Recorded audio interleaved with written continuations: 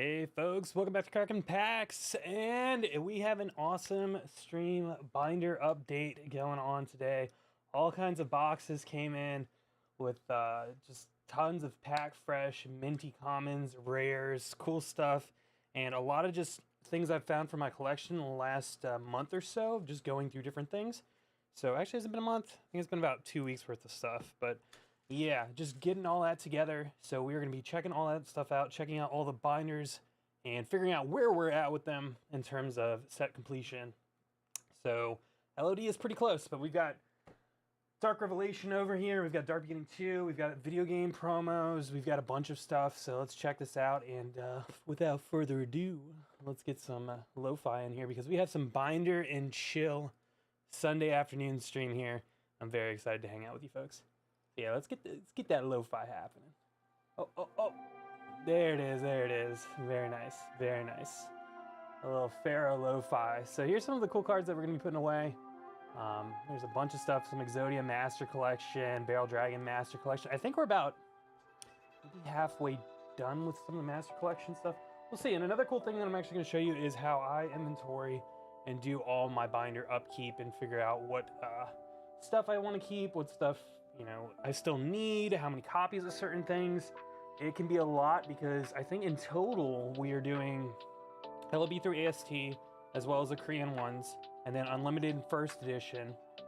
So that's already 22 sets, 33 sets, Korean first edition, Korean, English first edition, English unlimited. I'm not even talking about the Japanese OCG stuff. That's like I do all this and then I'll get to the Japanese OCG. And then we're talking about Dark Revelations, Dark Beginnings, retro packs, video game promos, specialty promos. I mean, we're looking at like close to about 40 sets, I think, in total. So because I'm a mad lad and I just decided I want to do this for like the next decade or so, just get all these sets complete, because personally, that's why I enjoy being in the hobby. You know, there's got to be a way to keep track of all these things. We can see all the binders. I wouldn't pay too much attention to the prices at the moment, because this is like the wish list of things that I need. Sometimes it's correct, sometimes it's wrong, and some of these are just like ridiculously overpriced because there's like something crazy like a prize card or something that I probably will never get or have no intention of getting at the moment. So we'll see, but we'll kind of look at that as well. Yeah, so let me go ahead and get that off the screen real quick. Cool. So let's also celebrate real quick. I know it's a Sunday afternoon, so there's not gonna be many people chilling in the stream, but we get some people in here. We're gonna open some packs because we did hit 1,000 subscribers today. We can see it over there on the left. I actually had 1,003 or 4 or something last time I checked, but for some reason it's just completely frozen at 1,000. I also did some stuff to kind of get the camera and everything, the frame rate really nice, and the colors coming through. We'll have a face cam normally, but it's just Sunday. I just want to chill, and I want the binders, the sets, to be the focus point.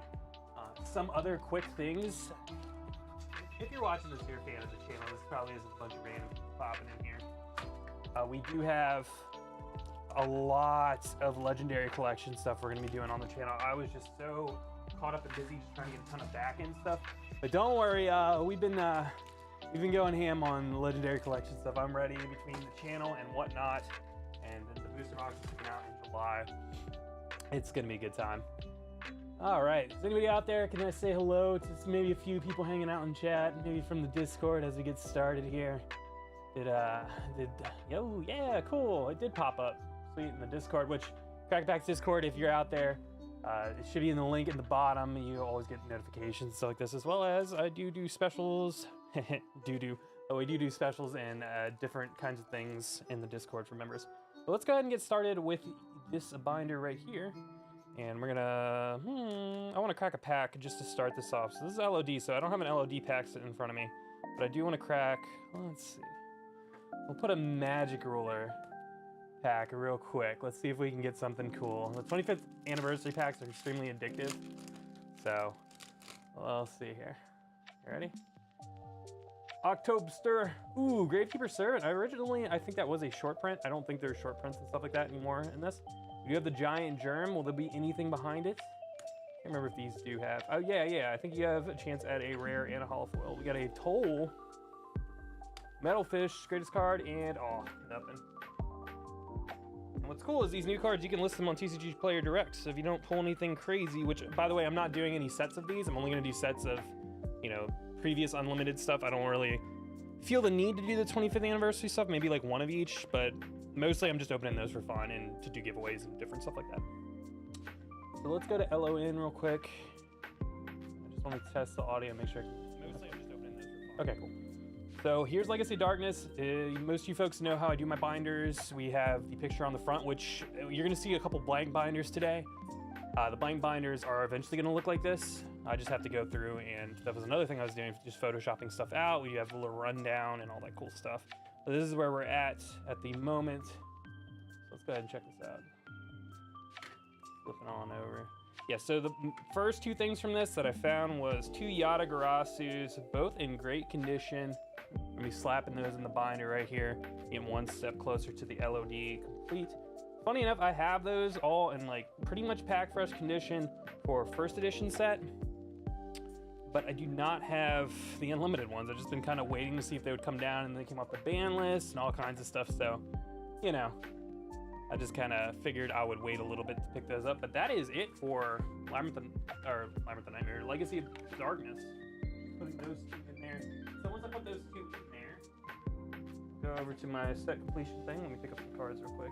Throwing stuff around. Throwing Exodia across the floor here.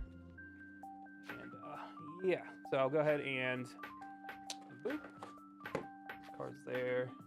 Get this here. That there. That there. Get this out of here. That's when I would go into the app, find those cards, which I think my wish list for Unlimited is right here. We're gonna go down to Legacy of Darkness.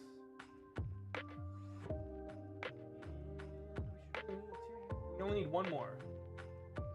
Boom. Done. There it is. We only need one more.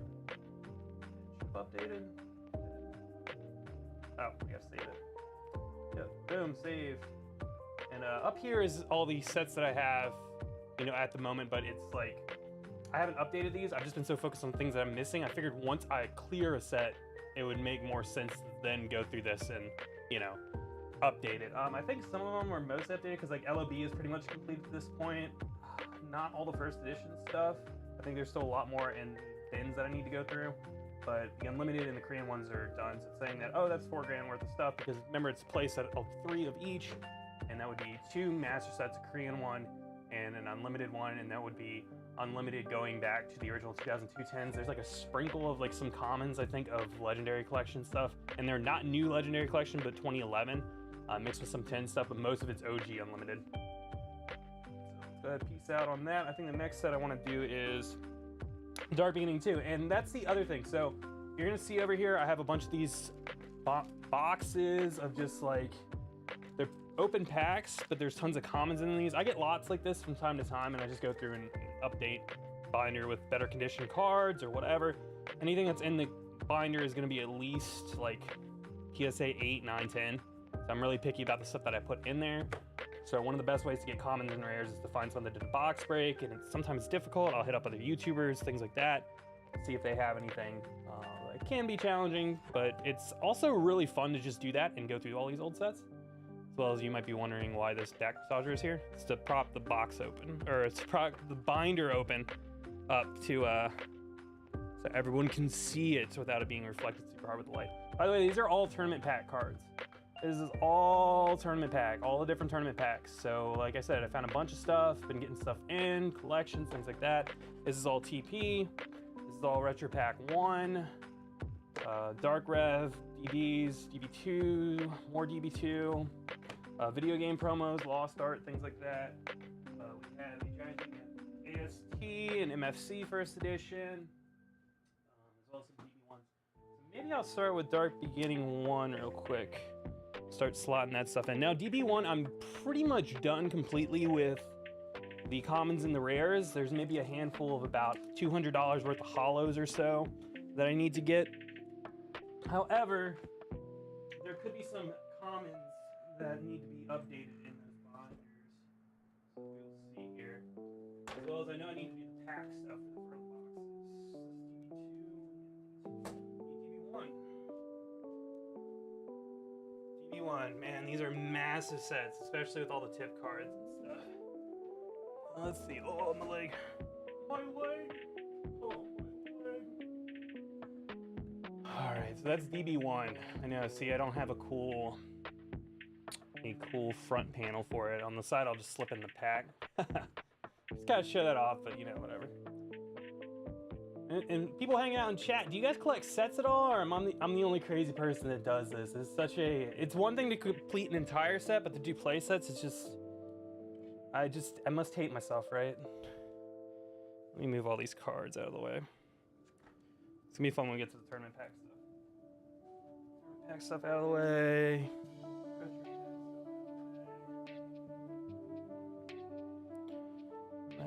Megamorphs. Actually, yeah, we will need those.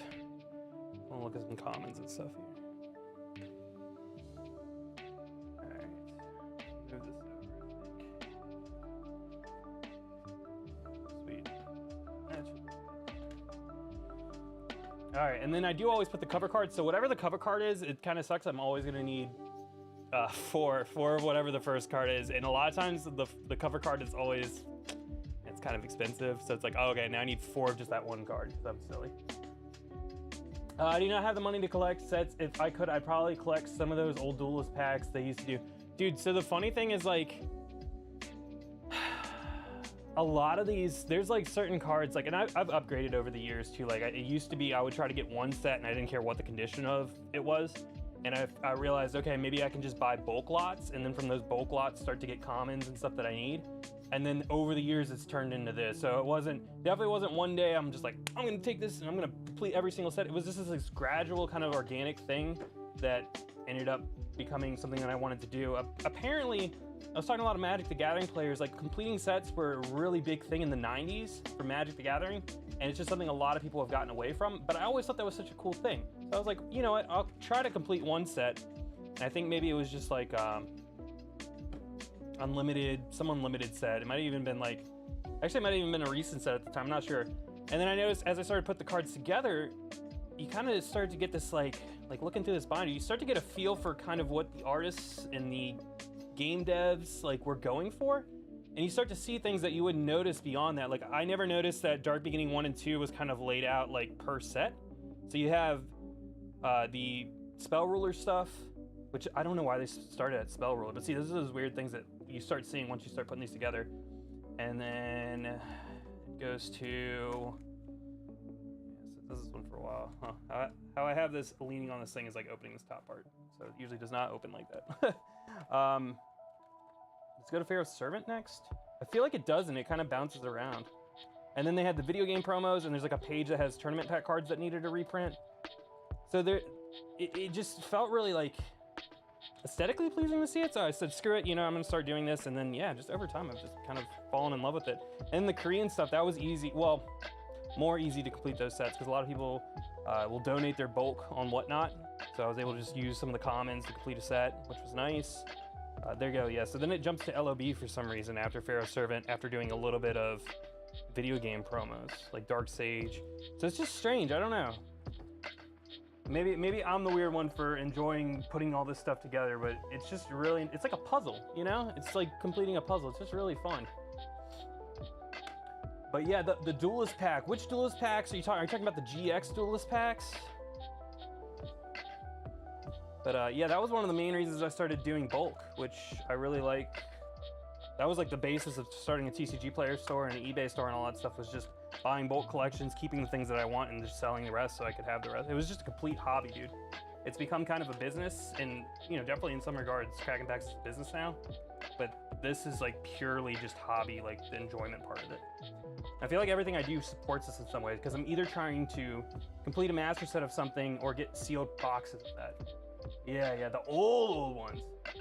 Oh, that'd be cool. Yeah, that would be neat to have. I thought about like making a really good deck for each one of those characters from the Legendary Duelist, and that was something else. It's like originally when I started doing this, I wanted to complete one of every set, and like I just realized I have to take that, you know, magnifying glass or whatever and just focus that lens in a little bit more. Like, okay, let's just start at one thing. Let's just start LOB through AST, because that's what you grew up with. That's what you really enjoy. You know, let's just start with that. So, okay, and speaking of starting with that, we have only a few things. We have 3 Megamorphs and a Swords of Revealing Light. So Megamorph is going to be 37. I'm keeping my eye out here. This is the other thing. I'm always trying to upgrade the commons to like pack fresh. And sometimes even with Pack Fresh, you get like some weird damaging stuff on the back. But if the Ultra Pro sticker is up, that means I could upgrade it if I wanted to. So something like an Axe of Despair, when we start going through these packs over here, if we find an Axe of Despair, that's one of those things that, oh, I can keep a note of and I can upgrade it to a cleaner copy if I want to. The ones where they're down, that's like, okay, it's pretty much like as best as it's gonna get. I'm not gonna spend all day like, oh, this one has like some edge wear on the top corner, but it's a Pack Fresh card. The top down is like, that is Pack Fresh, as good as it gets. This is like, okay, I probably found it in a bulk collection. Maybe it's like, you know, Light Play Plus, near mint, whatever you want to say. There's no major defects, but it's just like, okay, there's like some whitening and probably the back is a little scuffy. Yeah, the back is played a little bit there. Could be upgraded. Yeah, I've seen people sell sets of the GX sets before. The like Duelist Pack, Jade and Yugi and stuff, because those were relatively cheap for a long time, funny enough. Because they're such cool fucking sets too, dude. Like, why were they so cheap? I guess there wasn't any like big flashy like secret rares or something. Not sure. There we go, those two are now in here, and that's where I would probably come over here.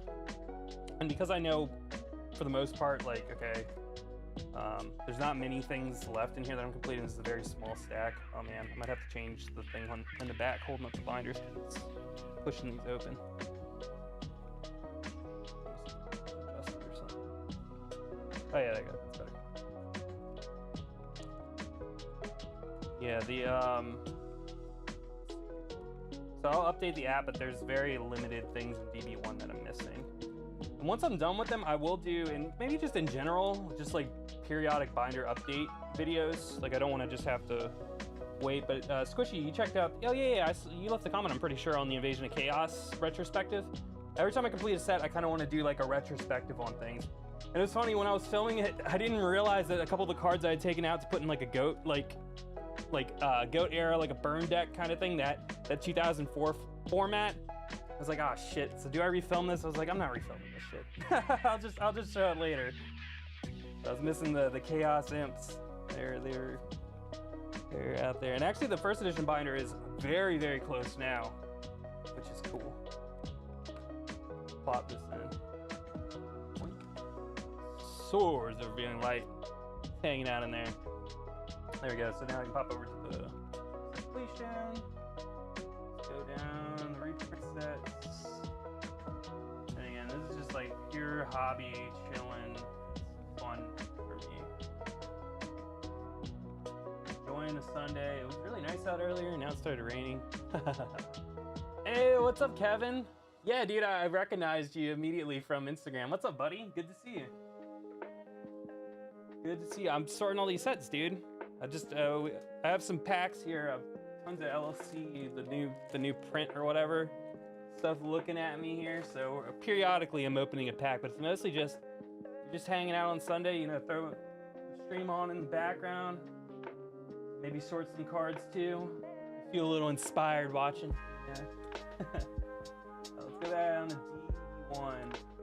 DB1. I only need one sword now. One. So close to this. I think Vintage YUGIOH is going to help me out with the last little bit here. That's all I need for DB1. And DB1 is a huge set. If you include the tip cards, it's 300 cards. And then from there, I'm doing 3 of each. So this is a 900 card binder, right? It's a lot. So let's go to the tip cards. Well, actually tip cards I'm only doing one set of because it's fucking tip cards.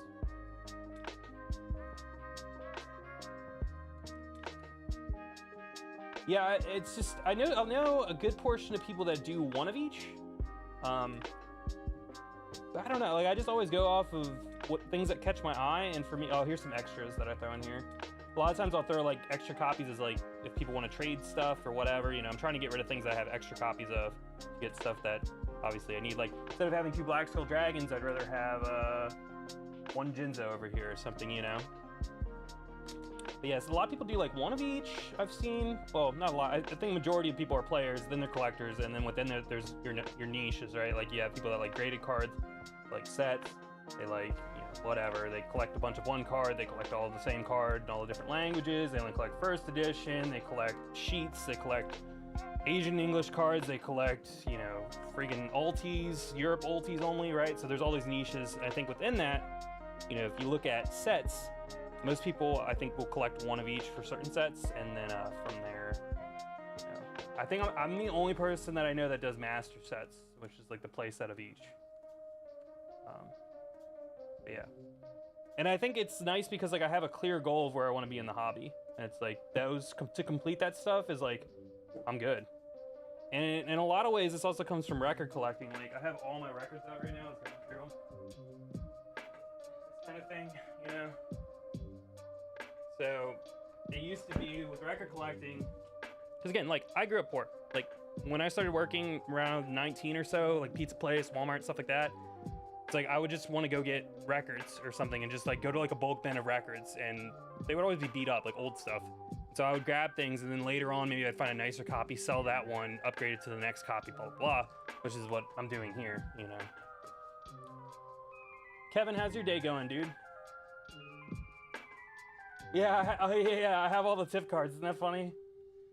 He was like, hold on, go back to those tip cards. Because the Duelist pack, those old Duelist pack you're talking about, Squishy, also have those tip cards, if I recall correctly. Yeah, that's all 50. I could do a whole playset of them. But, I don't know if I hate myself that much. Clearly, I hate myself a good amount to try to do this stuff. But now, here's the fun part. See, we get to go through these Dark Beginning packs. I assume there's no holos in here. Again, this is bought from, like, a bulk lot. But we can go through here and see if there's things that we need. So, again, these are... The benefit of this is that it is indeed pack fresh. So, I opened a couple packs. It looked like maybe, like, one or two. Somebody had slipped a card back in. I think these were childhood boxes that somebody had to open, or, like, a big brother. And the impression I got was, obviously, they took the holos, or most of the holos. But I think every once in a while, I'll find a card where it looks played. And I think it's, like, something that was, like, a cool card to them. They took it out, and they were using it in a deck. And then when he went to sell the boxes, he just threw them back in the packs. But, like, all this stuff is clean. Yeah, these are as clean as it gets. Which is hard, because you see, like, that splotchy stuff. As old cards sit around, that splotchy stuff will spread. So if these were kept in like a humid place, all of them would immediately be like, in my opinion, if the whole back is splotched and just like sticky and stuff, that's not really, it's hard for me to say that's a near mint card. Like if it's really bad, right? Because it's damage to the back of the card. Like if you sent that to PSA and the whole back is splotched up, like you're gonna get like a PSA 6. So, you know, I'm looking for stuff that's not like that. Not that I'm going to be sending DB1, you know, commons to PSA, but I do want, you know, the nicest versions that I can find if they're commons. So let me do this. We'll go through, I'll sort these out by type down here. Just the tip cards. Just the tip. Squishy, what are you working on in your collection at the moment? Is there anything you got your eyes set on? Or are you just chilling? Old DB1. Same goes to you, Kevin. Chat out there. What are you folks working on at the moment? Doesn't have to be anything exuberant. Oh, Humanoid Worm Drake. That was actually a short print in LON, which is cool that they threw that in here. Probably not the most played card of all time, but oh. These packs have that old Yu-Gi-Oh smell, that's for damn sure. Let's see what time it is. Probably gonna do this hangout tonight. 7:30. East Coast time. Oh yeah, look at that. Skull Servant Harpies. Brother, the Herpes brother. Solemn Wishes, great card. Oh, Nobleman. Oh, so nice to see these. I saw that there was a couple rares in here still. Harpy Lady. Earthbound Spirit Marie, we got Petite Mouth. And so here's I think this is an example of one that was played. Yeah. The corner was a little dinged up. And I could see that. Like I used to always play with mass cards. I was like, you just got an equip card stuck on you that took your monster down 700 points. Like that was a big fucking deal back then. I was like, oh dude, your Gemini Elf is only 1100 now. Wow, game changing. Soul Release. Considering that in a box of 36 packs of Dark Beginning 1, you would only get 6 ultras, I think, or 4 ultras, 6 supers. This is almost like opening a pack for real. Odds aren't in your favor normally. All the cards I own are either for this personal deck I'm slowly building, binder I fill with staples, or those cards you sent me a while back. Cool. I think the card game is probably the worst hobby I could have gotten into with how little cash I got to throw around. Yeah, card games are definitely a really difficult hobby. Yeah, that's an unfortunate side of it, right? It is, I feel almost inherently, because if you have to buy the packs, and if you spend $100 on packs, you want some kind of, hey, who do we get? Hey, thank you for the follow, Sand, let's go. Thank you so much. Hope you enjoy the opening, sorting, chilling, completion, all this stuff that we're doing. Yeah, it's like you want some kind of, if I spend, you know, $500 on packs over the course of like 8 months or so casually, right? It's like at the end of the day, like I want to make sure that there is some value in that and that I'm not just like throwing away money, you know, like eating a hamburger or whatever. So it's like there has to be some kind of collectability or desire for them, and that inherently drives it to have some kind of price, right? But yeah, that is a difficult side of the hobby, and again, that's something that I've strongly dealt with for a long time. I'm trying to think of hobbies. Playing video games is, well, you got to buy the game. What's like people that go hiking? There we go. That's that. They understand. They're like, this don't cost me shit other than gas, right? Maybe some food. Should have been into hiking, man. Squishy, come on. We just need to go for a hike, brother. Yeah, I'd rather be putting my money towards food friends a lot of the time. It's kind of weird, feel almost guilty putting money towards myself for things like that. Oh, I totally get that. Yeah, I totally get that. Yep, and I think that's why I had to turn this, that's why this had to also become a business. You know, it had to, it just the nature of what it is that I was doing. And I'm not even talking about the sets and stuff, but if I want to have a hobby where collecting things is a part of that hobby also has to yield money back so I can spend more time doing it. Because when I started out doing this, or records or anything like, and again, you know, and now I'm getting into games and stuff, there was very little time. It was totally a scale of like me working like 90% of the time, me hanging out with friends like 5%, and then that other 5% would just be like random stuff, and then maybe getting some records at the end of the day. Or once a week I would go to like a Goodwill and get out a bin. But over time it was like, okay, well maybe if I go to a couple Goodwills and find good records, but maybe ones that I don't want, I can take them to the record store downtown, they'll pay me, and then I'll have a little bit of extra money for records. And then maybe I can work like, you know, I was part-time and be like, I don't want to work that Saturday. Now I'm making a little bit of money on those records. And it's like that scale, and you know, this is over the course of, God, I'm getting old, over a decade. You know, that scale has flipped to where I could do this stuff, and it worked out. But again, that's a completely personal experience and journey with these things. Like a lot of my friends are like, why do you spend money on cards, dude? Like, you know, they don't understand at all. Hey, we got a rare, we got a Mystic Tomato. So it's, you know, whatever you want to do. Cool, we've got Mask of the Accursed and Card of Safe Return. But yeah, this, I guess to sum up that little tangent there, yeah, that's why this had to become a part of become a business. And over time, I mean, this is a, you know, a business in terms of me, how much I work and do things now. Whether I'm streaming or buying collections, appraising stuff for people. I mean, I have very limited time except for Sundays. I make it so that I can just float around whatever I want to do. If I want to go to a park or I want to go downtown or whatever, hang out with my girlfriend, whatever we're going to do. And right now it's raining super hard and it was muggy. So I figured why not do a little card stream. That's what I want to do. That's what I want to spend my Sunday. Way Grip was like, I didn't love Yu-Gi-Oh, but what I did was way more play the same games over and over because I would rarely get new ones on holidays and influence what games I'd ask for on holidays. Dude, yes, that's what I'm talking about. So that was like the thing with my parents. Like, we weren't like dirt poor, but we definitely were like, there wasn't money to go around for things like, well, I don't want to get into tons of personal stuff, but yeah, we didn't have money to go around for things. But it'd be like, on Christmas, as I got older, I realized if I asked for games that were like Pokemon, you know, it was like an RPG or something, I would get way more mileage out of those games than like a one-story game or something like that, you know, or just like playing some matches on like a Madden or something, right? Definitely. So like for me, and I think this is another reason, I've talked about this on the channel before, one of the biggest reasons that I'm a sealed box collector, I don't have any of my sealed the Pharaoh Servant box is sitting around here somewhere.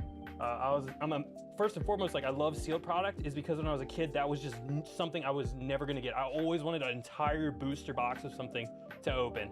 And it just, yeah, I think subconsciously it just became a big goal of mine that one day I wanted to do that. And it was funny because I told the story before, but when I was transitioning from like doing records and CDs and old games and stuff more into Yu-Gi-Oh with, you know, my kind of side business at the time, I was like, I'm gonna buy one booster box of Yu-Gi-Oh!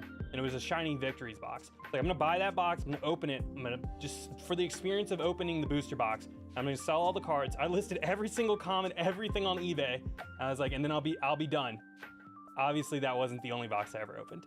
So it turned into this whole thing. But I always told myself, okay, if I'm gonna spend money on this, I do have to have some kind of return for it, because I don't want it to just be like, you see some people and it's like, maybe just glorified gambling at some point. It's like, okay, well, if they have the disposable income, you know, I'm not gonna tell people how to spend their money, but it's like, if you're dropping money on this, make sure you have it in the first place. No matter if it's 20 bucks or $20,000, right? Just don't leverage the house, the cat, the wife, whatever, for little rectangle squares of childhood nostalgia. Okay, here's one that's beat up, so let's see what happened here. It looked like maybe it was in the pack, and the pack got shuffled in the box and thing in the corner, which is fine. Bro, I love RPGs. The starter decks, yeah, dude. I got the starter decks. I think I got all 4 starter decks as they were coming out. I got them at a CVS, and then I remember getting Labyrinth the Nightmare packs at a 7-Eleven. My mom would like go in there like picking up beer or something, you know. I'd just be like, oh, there's a pack. All right, how much is the pack? Like, come on, Mom, we're already here. They're like, $2. Just like, most of the time it was a no, but occasionally be a yes.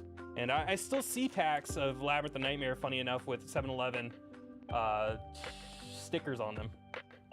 So this is just one of those things, huh? What's up, Mason? What's your favorite RPG squishy, or a couple top favorite RPGs?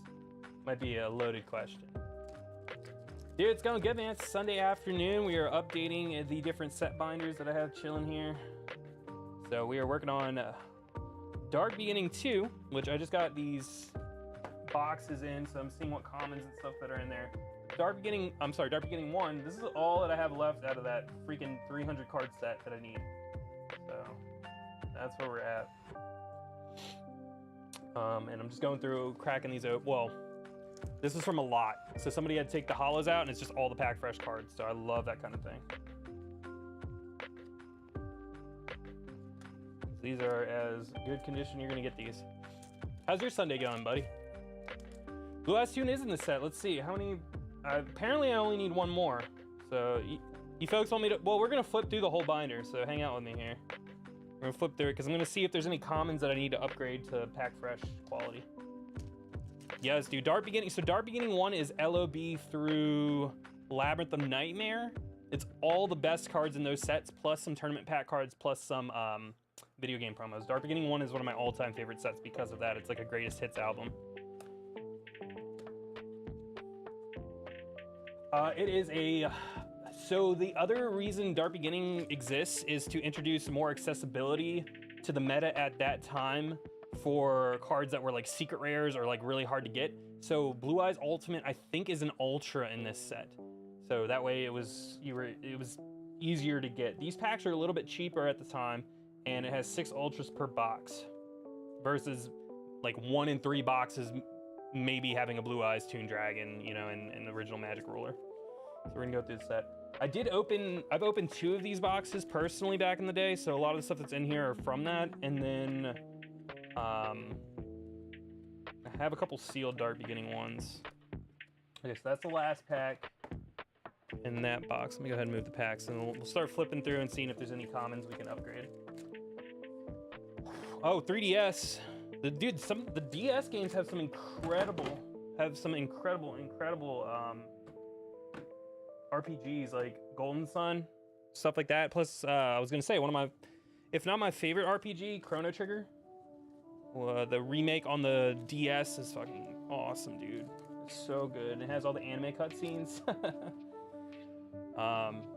Dragon Quest 11. I actually just found Dragon Quest, I think it was 7 for the PS2. I have it like complete in box. I found that recently.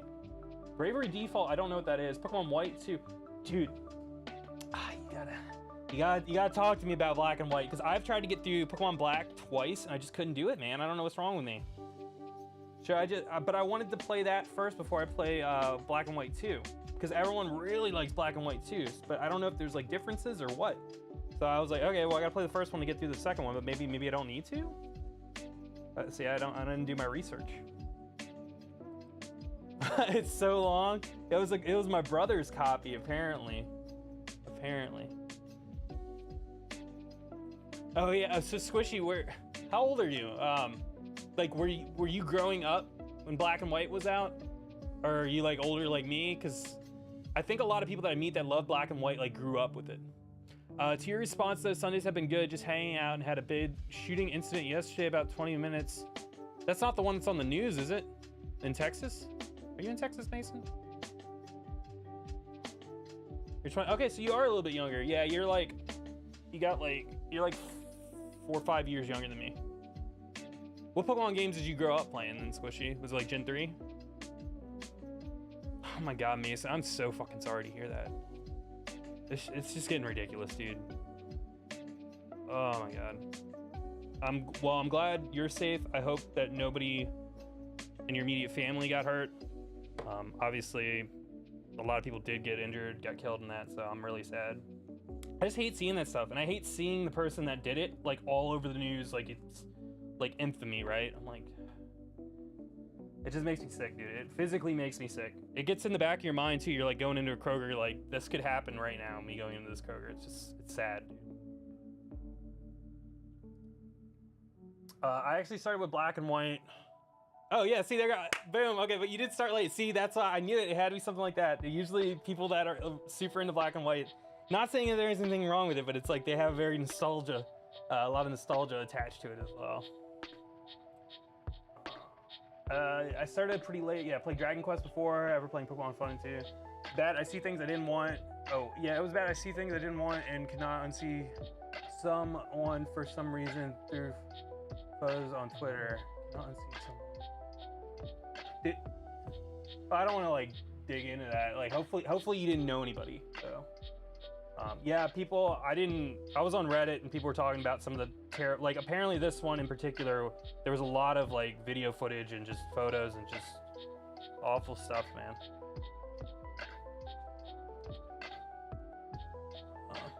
Dragon. What was the first Dragon Quest you played? Was that on the 3DS? Okay, so let's see. Penguin Knight's good. Axis Spare, I didn't see one. Yeah, no, it's fucked up, dude. It just should not be a thing that we have to deal with. It just should not be a thing, dude. Like, life is already stressful enough. Yeah, life is already stressful enough. Like, I don't know. Thoughts and prayers go to all those people, man. All right, is there any thing over here? Looks like all of these are good too. And then, so that Collecticon started, left immediately. Was it in Dallas or was it next to Dallas? And man, that really sucks too, because it's like, that's what life's about, just going out and doing stuff. Like, you were fucking having fun at Collecticon. How close was that in relation to Collecticon? Because I have a lot of people that are friends that were at Collecticon this weekend.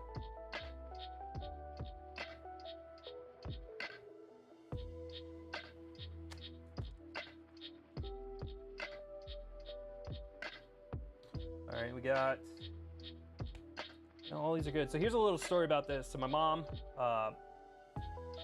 loved like angels and stuff. So when I was a kid, I gave her one of these cards and she put it in her wallet, right? Boom knows this story if he's in chat. But I gave it to her and she put it in her wallet, and she passed away a couple years ago. And when I went to go get all of her stuff, in her wallet still was this exact Yu-Gi-Oh card. And I was like, that is the most touching thing ever, is that she kept that whole time, you know? So I feel like I should slab it up, just not like, because obviously, of course, the sanctuary that's beat up and has been in a wallet for 20 years isn't gonna, it's not like some financial thing, but I just want to kind of protect it, you know? So I'm thinking about doing something like that, you know. Yeah, Mason, I hate that, dude. I legitimately hate that. I hate seeing that stuff. I hate that it exists. I hate that it's a thing. I just don't understand. I don't want to get political in the stream, but I am moderate about a lot of things. I can see things from a lot of people's perspectives and stuff. Regardless, that it should just not be something that's happening. Just mentally, someone shouldn't feel compelled to do that. Anyways, to wrap that up, I don't want to dwell too hard on that stuff, because that stuff does bother me a lot. Because I teach, right? So I teach kids and stuff. So you've got schools and stuff like that. I just dread the day that I come teach a student and they're not there, you know? Anyways, to tie that up, I'm glad you're safe, buddy. I'm glad you and your immediate family are safe, because life is about doing the things you love. Like, you never see turn-based RPGs with multiplayer that went so hard. Yeah, dude. Oh, so Dragon Quest IX, actually, it was on the DS, and that game was crazy for me. First game I ever played with the class system and crafting side quests, and had local multiplayer too. Oh, that's so cool. So you could actually locally, that's actually pretty tight, man, because one of the main RPGs that I like is an MMO, and it's World of Warcraft, right? So like, it's really interesting to have RPG with an element of other players, right? Because then there's also a little bit of that competition, like I want to be better than other people, you know? Yeah, Mason, Uber from Whatnot and Barky were there. Barky was on the lookout for a couple things for me. I don't think he found anything. Did you find anything cool when you were there?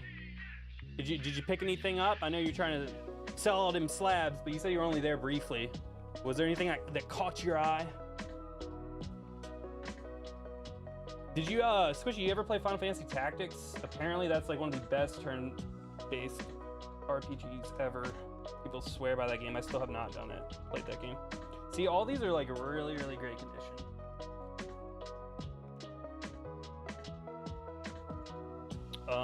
So I don't know. Okay, apparently I need a giant Shrunade. I think there was only, what, one rare in there is like a Mystic Turtle or something, Mystic Tomato. Whoa, Mason. Who had that? Who had that? Who's holding out on us, dude? Shit. Was it first edition? Alright, we need to upgrade a Toon World. Let's find a Toon World.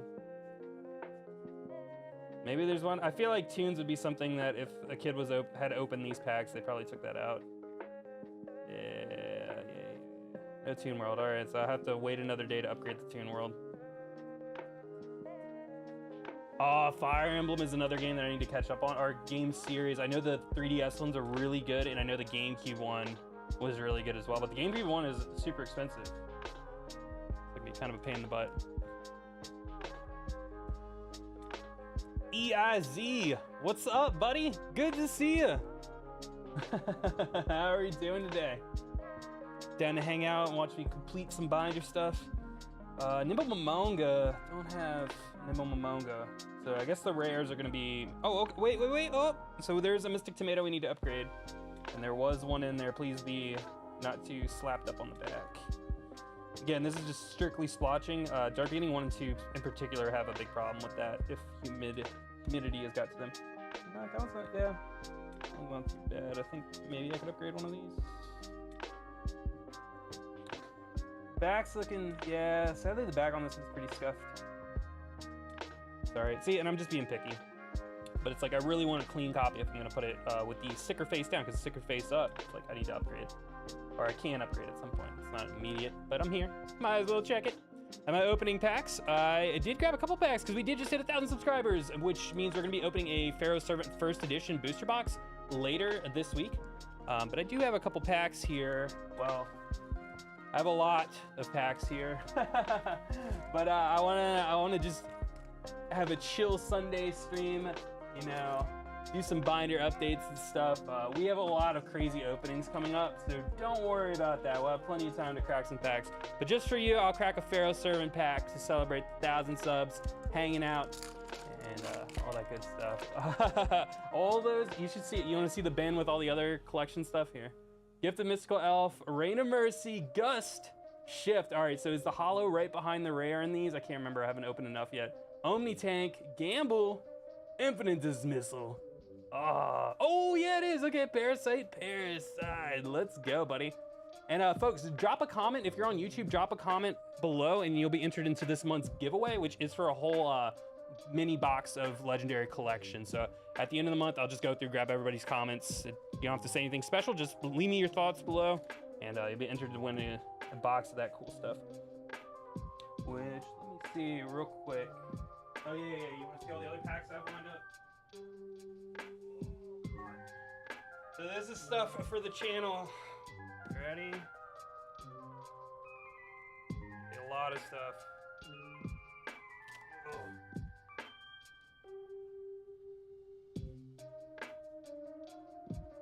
Whew. Oh yeah, there it is right there. Enter this month's giveaway. Nightbot just popped it up.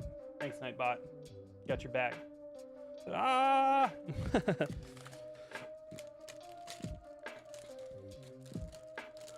We were just talking about how this has been something that Kraken Packs is something that I've scaled up over like 10 years. So you're seeing like the end of like 10 years of me doing kind of trading card stuff. So I have a lot because I've been working on this for a very long time. Started with, yeah, 1 box of Shining Victories, that was it. Here you go, Mason, there's your Blue Eyes Toon Dragon. So this one's pack fresh, I remember pulling that one. So they're actually super rares in this set so that people could get them. That makes sense. Yeah, there's not gonna be a lot that we need to upgrade in DB1. I think even with the commons, so I need a better looking Genzo. Genzo was an ultra rare in this set, which is nice. I need a Chain Destruction, apparently. Let's find Chain Destruction. I'm sure there's one of those. That would be weird if there was not a Chain Destruction. I feel like it's pretty common, but again, the set is like a 250 card set, so maybe. Yeah, no Chain Destruction. That'll be my holy grail right there if I get a pack fresh Chain Destruction. 3 of the same? Yeah, so it's a play set. So like in a deck, right, you can have 3 of the same card. So it's the whole set and I'm trying to do 3 of each. Because I'm crazy like that. But it also makes my collection unique, I suppose. Let's see. Yeah, so this is Dark Beginning 1. This is, I think, 2006 set. It is LOB, Metal Raiders, Spell Ruler, Pharaoh Servant, and LON. It's the best hits of those with some game promos thrown in. So like here's Imperial Order, ultra rare. We're in the PSV stuff. Need more Nimbleman across Noblemans. Noblemans I think are kind of actually expensive right now, so that's probably why I'm being skimpy on that. And then you can see on the sleeves that there's a dot up, or let's see. See how the dot is down? That means it's like pack fresh. It was from like a box break. If it's up, that means that it's like probably like light play in your mint.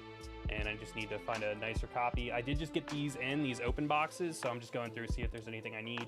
Moving to the next one. One of the binders that everyone's gonna wanna look at that's really cool is gonna be nothing but video game promos, and we're gonna go through and update that and use the app over here to figure out what I'm missing and all that good stuff. Hey, what's up, Bo Kings? Thank you so much, buddy. Yeah, we hit 1,000, dude. I was open packs. So if I had a pack of Magic cards, we would have to open it together right now. I don't think I have any Magic loose packs sitting around, but you may need to crack some packs. I know you're not a big pack cracker, but we're overdue, buddy. I want Collecticon to be earlier in the year this time, so we gotta wait till September to hopefully hang out. I read your newsletter today too.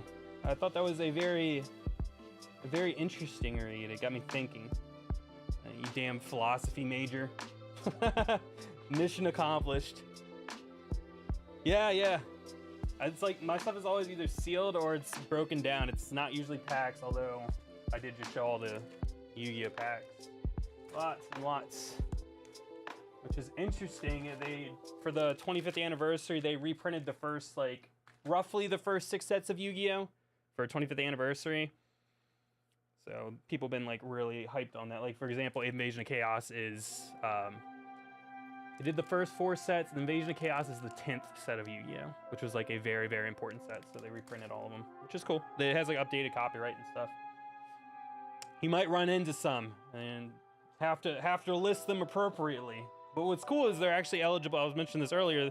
All this bulk is eligible for TCG Player Direct because it's technically a brand new version of the cards.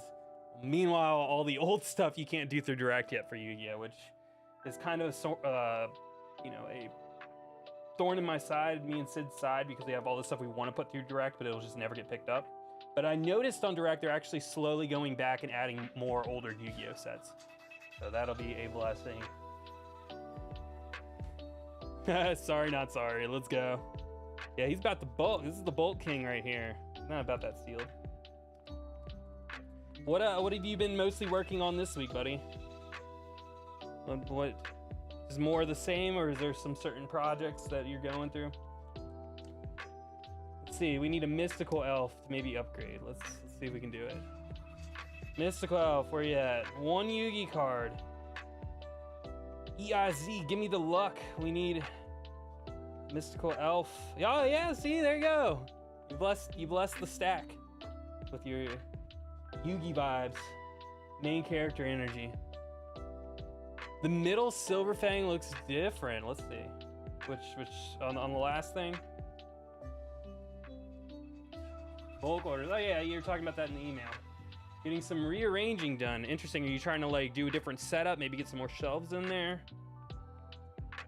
That one is way more played. Okay, so Silver Fang. Let's back up.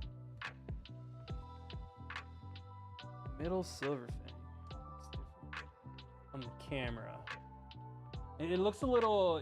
Is it the color of it? The color does look a little lighter, right? It's almost like this is the darkest. It's the dark one. Yeah, these are more like saturated. This one's a little bit lighter. Let's check them out. There's a lot of print, you know, slight ink discrepancies on sets. Here's the pack fresh one. Looking pretty nice. Going back in there. Most of these I pulled straight from booster boxes, so. Ooh, man, I want to get some nice shelving. I'm still rocking some Walmart ones that always a little weary that they might fall down, which is obviously something you don't want. Maybe that's just a fear. Has to happen at some point, right? A 20,000 card pickup. You probably mostly focus on things that go through Direct, but I know you do some different stuff like Weiss and Flesh and Blood and stuff like that. You do MetaZoo bulk? Because I actually have a good amount if you would be interested. One with the zoo, the Metapoo. Let's see.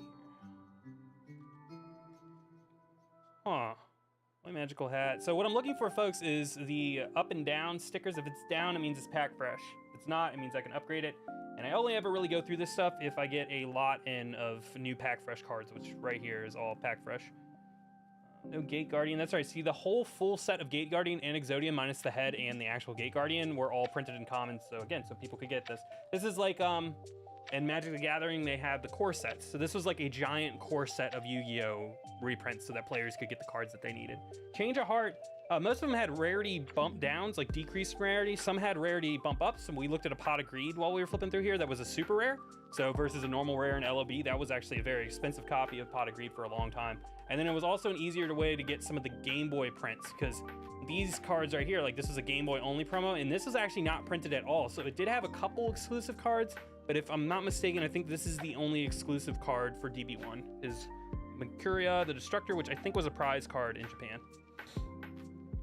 Phone died, he's back. Mason, let's go, back in business. Haven't done anything with MZ, haven't really seen enough activity in the low rarities. Yeah, we haven't really had a lot of time to get around to it. There was a couple box breaks, so we just sold the hollows. At one point I was like, you know, I love collecting sets. I was like, oh, I want to do the first Flesh and Blood set, the first MetaZoo set, and try to like get those in a binder.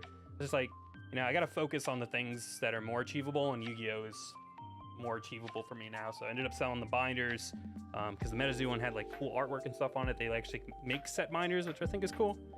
But yeah, so I have a lot of bulk. So if that's maybe something you can make a video on or something, if you're interested, maybe venturing out. You are the bulk king, and if somebody could figure out what to do with it, it would be you, sir. And you know what's also funny? As I'm sitting here sorting sets, I realize what you're doing with the revised set, or is it 8th edition set? I think is what you're trying to complete, right?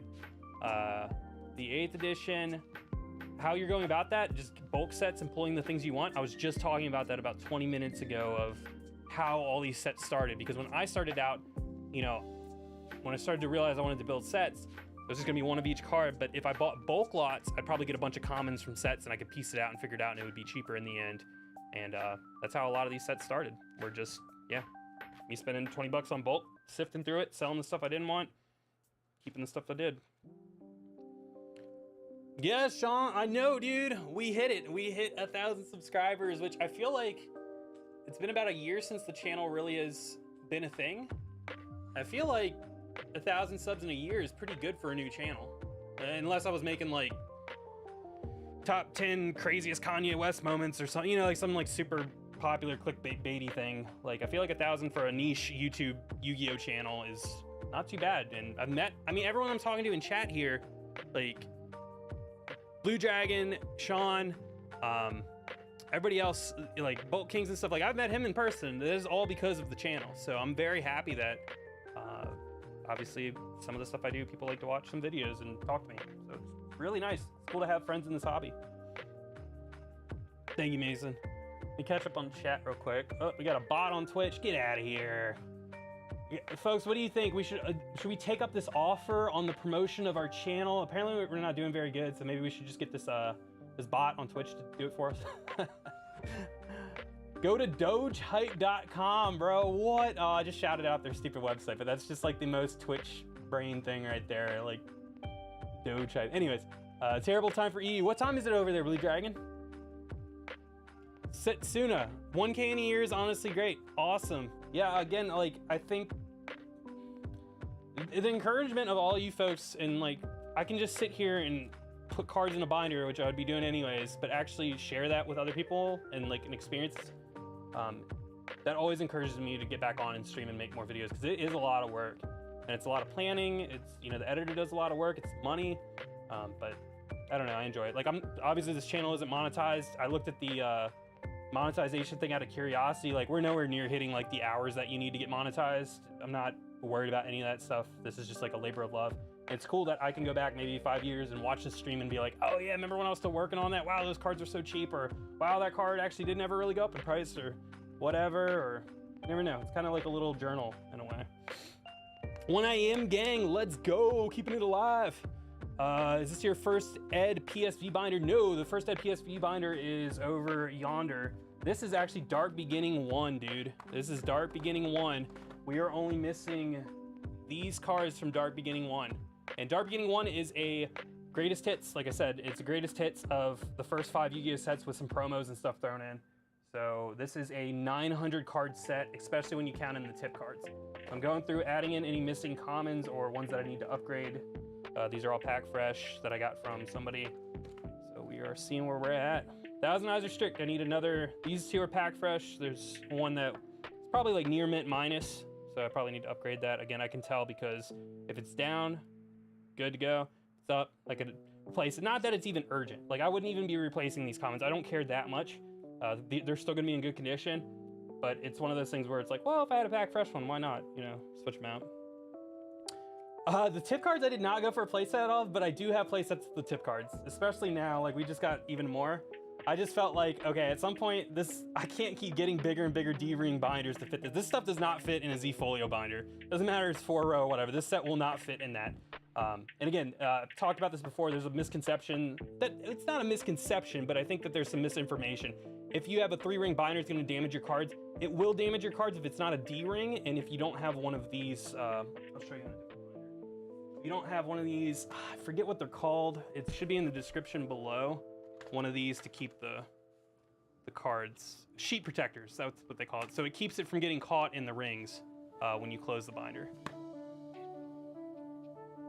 And because this is like the main point of the channel, is like me trying to complete these sets. So, and open one of every pack, which is, both are equally crazy.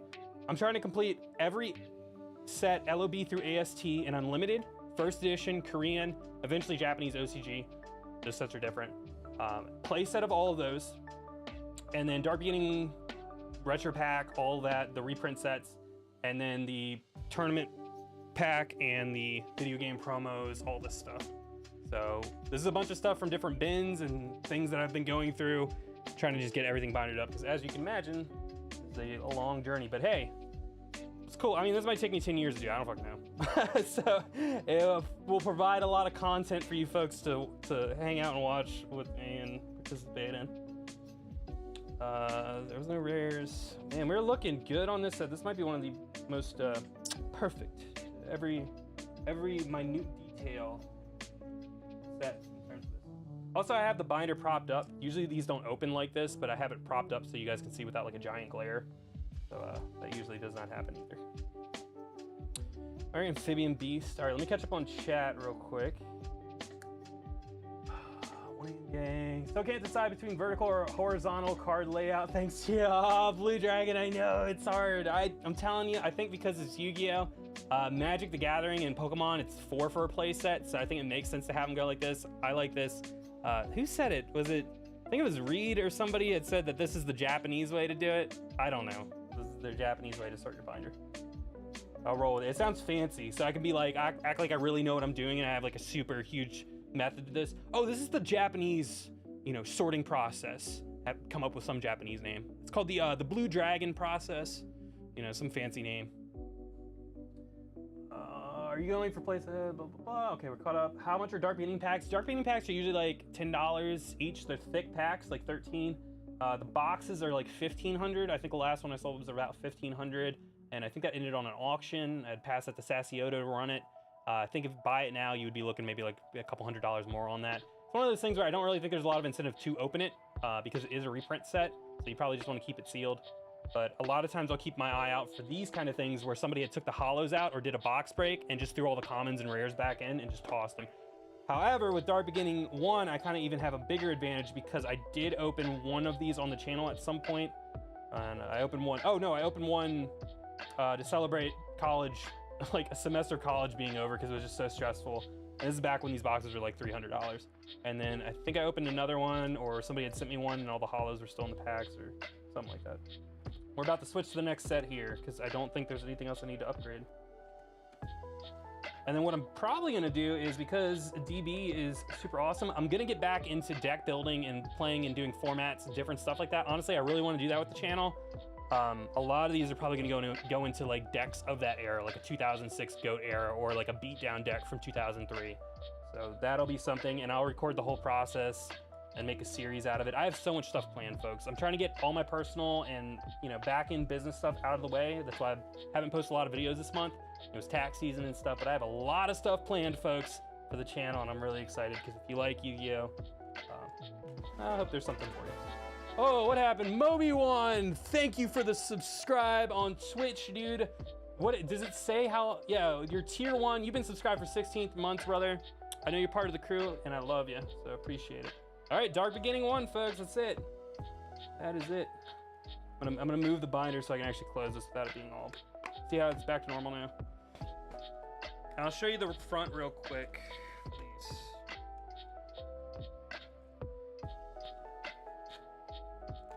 Now, if you do like Dark Beginning, something that's cool is Dark Beginning 2 was reprinted in Korean super recently. And I think they're only, they're like the normal 20, 30 bucks or whatever you pay for a Korean thing. And the front page always looks like this. DB1. All right, chat, I'm gonna let you vote. What box do we do next? Do we do tournament pack? Do we do video game promos? Do we do Ancient Sanctuary first edition? Do we do Dark Revelation 1? Do we do DB2? Those are all of our choices. First person to say something. Absolutely, Chase. Thanks for stopping in, buddy. Oh, you got some cards for me, Mo. Let's go. Well, let's get your 2 PSA subs back to you first, dude. The one's supposed to be in Monday, so I guess we'll be hanging out this week. Do you have a TCG Player store? Yes, I do. If you do, you are on whatnot, or you're on, I'm sorry, YouTube. This should be social.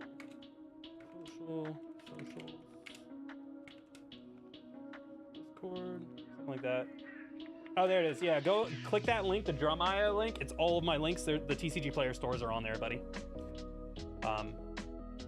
Yeah. So let's see. Yes, thank you, Mo. It's been sometimes stressful, sometimes extremely rewarding and fun journey. It's 1,000 subs. It's the iceberg. Yes, dude. Yes, it's gonna be good. All right, let me catch up on Twitch chat super quick because I think there was a couple things that I maybe missed. Oh no, it's all on YouTube. Are they blue? Oh, it's just the lighting. I have blue everything in here because I like blue, and also KP, right? I'm trying to find a good binder with a window in the front. So the binders that I'm using with those windows in the front, and again, make sure that if you're gonna do it, I can make this really easy for you. On the second tab, go to my first video on the channel, that first vlog. I have everything I use down at the bottom. All aspects of that, all the links to buy them are down at the bottom. Cool, I think we're caught up. Oh, video game promos. All right, let's do it. Then we'll do tournament pack, okay? And real quick, let's see. Should we open some packs? I'll open one pack. I'm not even gonna do, I don't even know if I put Invasion of Chaos over here. Oh, you know what? All right. We'll do one Invasion of Chaos real quick. We'll do it in between the binders, okay? Everyone bless the packs. Thank you for 1,000 subscribers. The journey is not as fun if you don't have people to walk along with, or as my girlfriend says, eating a meal isn't as rewarding if you don't have somebody to eat it with. So, cheers, folks. Yes, dude, lurk it up. This is like a chill stream, you know. It's not a big super hype opening stuff. This is me. I'd be doing this Sunday anyways, so if I can enjoy it with people, it's that much better. Okay, so let's see. Is it 4 from the back? 1, 2. Is it 3 or 4? Who's been opening these packs? No, Blue Dragon, not yet, not yet. It's gonna be a video. It's a video. Be gone. We got the Cannonball Spear. We got the Heart of the Underdog. We've got the Lord Poison, Curse Seal, the Forbidden Spell, Prickle Fairy, Chaos Sorcerer, Robin Zombie. Yes, Kangaroo. Not bad, not bad. You get that Parasite from earlier though. That was pretty cool. All that stuff will be up on TCG Player Store, all the 25th print stuff. Let me get around to it. Because again, it'll go through direct, and that makes me happy. All right, we're doing video game promo. Video game promos. Move this stuff. Is this a Dark Beginning? So even the tip cards will tell you what set they're from. So yeah, that's all the DB stuff. I have to put all this in the bin later. And because these are pack fresh, I'm gonna like penny sleeve them and shit, because I'm crazy like that. Wow, Dark Beginning 1 is probably gonna be the first set that I have a lot of sets that are completed already, but it's gonna be the first set where not only is it completed, but everything in it is pack fresh. That's crazy to me. I started that binder, I think 4 years ago. No, 5 years ago I started that binder. There's actually something on Instagram of when I started that one. All right, okay, so the promos I have split into 2 bins. I still need to get the artwork done. There's the cards that I consider actual promos, like video game promo, or like, oh, you did blank, here's the promo card. And then there's also specialty sets. So something like Lost Art, Anniversary Pack, that kind of thing is in a separate binder. So I think this stack right here is a mix of those things. So we're gonna find out. Blue Dragon, dude, my personal opinion, fuck reprinting Legendary Collection. Just reprint Master Collection 1 and Master Collection 2. Just do that. Because in my opinion, that would have been even better. And you could even switch out the EP1 pack in Master Collection 2 for something cooler. So I think they should have just done that, because they already reprinted Legendary. They've reprinted Legendary Collection. I know it wasn't the one with the Starlights every time, like now, but they've reprinted that 2011, 2015, 2018, and arguably since 2018 have been reprinting those packs to give the MJ holdings so that they could do the Walmart distribution. I personally say just do Master Collection 1 and 2. You've got all the sets. Like, reprint them all, dude. I don't care. Yeah, Konami, you cowards, you hear me? All right, so we're starting with the Battle Pack tins, folks. Starting with the Battle Pack tins. Yeah, you just want to open the reprint box. I've been throwing these in the booster boxes, like my empty ones, just for fun. We're gonna do some whatnot breaks on those. Let's see. Thoughts on Dragon Shield binder pages? I think they're cool. Like, you're talking about the white ones. I just ultimately settled on the clear ones a little bit more. But obviously I like Dragon Shield. That's the app over here that I'm using. That's Dragon Shield. So let's go back. Let's find what I'm missing. So this is the promos. So we're gonna start with Master Collection, I think. Now, funny enough, the Android app for this is better in my opinion. Nope. Where's MC? Maybe MC1 is already done. All right, there's MC1. All right, so from the Battle Booster Pack tins, I'm missing 2 Dark Magicians. There is a reverse foil Blue Eyes somewhere around here. I got that from Shane in the most recent YouTube video. Okay, so we're still missing those two. I don't think I have anything to add to this at the moment. That's the end of that, I think. Or no, I'm missing Jinzo maybe? Yeah. Okay, cool. Blade Knights.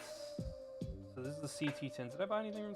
I did. Okay, so we've got three. We got a play set of Command Knights, so we're gonna slot those in. Command Knight is CT3. These are all pack fresh ones, which is really nice.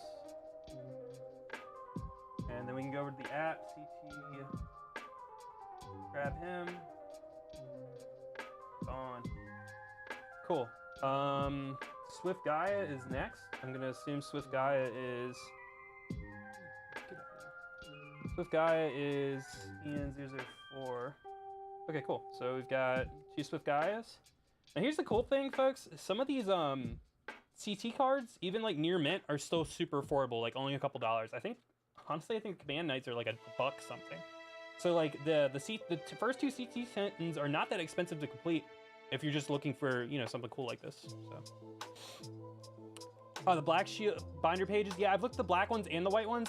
I grabbed some of them. I just personally, I don't know why. I think I'm old. I'm just old, man. The see-through is nostalgic for me. So I think they're a bit thicker too, which for some reason bothered me. I'm not sure. You're going for a world championship prize card. Oh, you're looking at that? Oh, this is actually the cheapest. It's not a prize card. I forget. Look up YCS4. I think it is a prize card, but it's not like a crush card or something. I think it was like a promotional prize card, which I do have another YCS event card. So this is a Pharaoh's Tour. So crush card, gold sarcophagus, and there's one more, shrink, were all prize cards from Pharaoh's Tour from 2004 to 6, I want to say correctly. And you got 1 of 3 common cards. This is one of the common cards. So somebody would have won one of those cards and also got this. So this is related in those sets. So pretty cool. I mean, one day I would rather finish my first edition sealed boxes, which I only need metal raiders. I'd rather have more sealed first edition boxes than prize cards personally. That's just where, you know, people split hairs. Like, oh, some people don't want any sealed product. They'd just rather have slabs and prize cards. So me personally, think they're really cool. I'm friends with Vintage Yu-Gi-Oh! I've seen them in person. They look fucking awesome. But that would be like way later, you know, and at that point they're going to be even more expensive. So I don't know, we'll see. But that one in particular is not that expensive. That's like $100 or something. There's some caveat to that one. Still missing the YMA card. Yeah, I am. I know it's still missing. I need yours, right? Didn't you say you had it? Watching the Exodia auction is making me nervous. Oh yeah, how many more hours do we have on those, Mason? Zoa 2. Yeah, Zoa was another. There was one more. There's Zoa, Dark Magician Toon, and I think there's one more. There's 3 of them. There's an empty slot in the back here that has what it's supposed to be.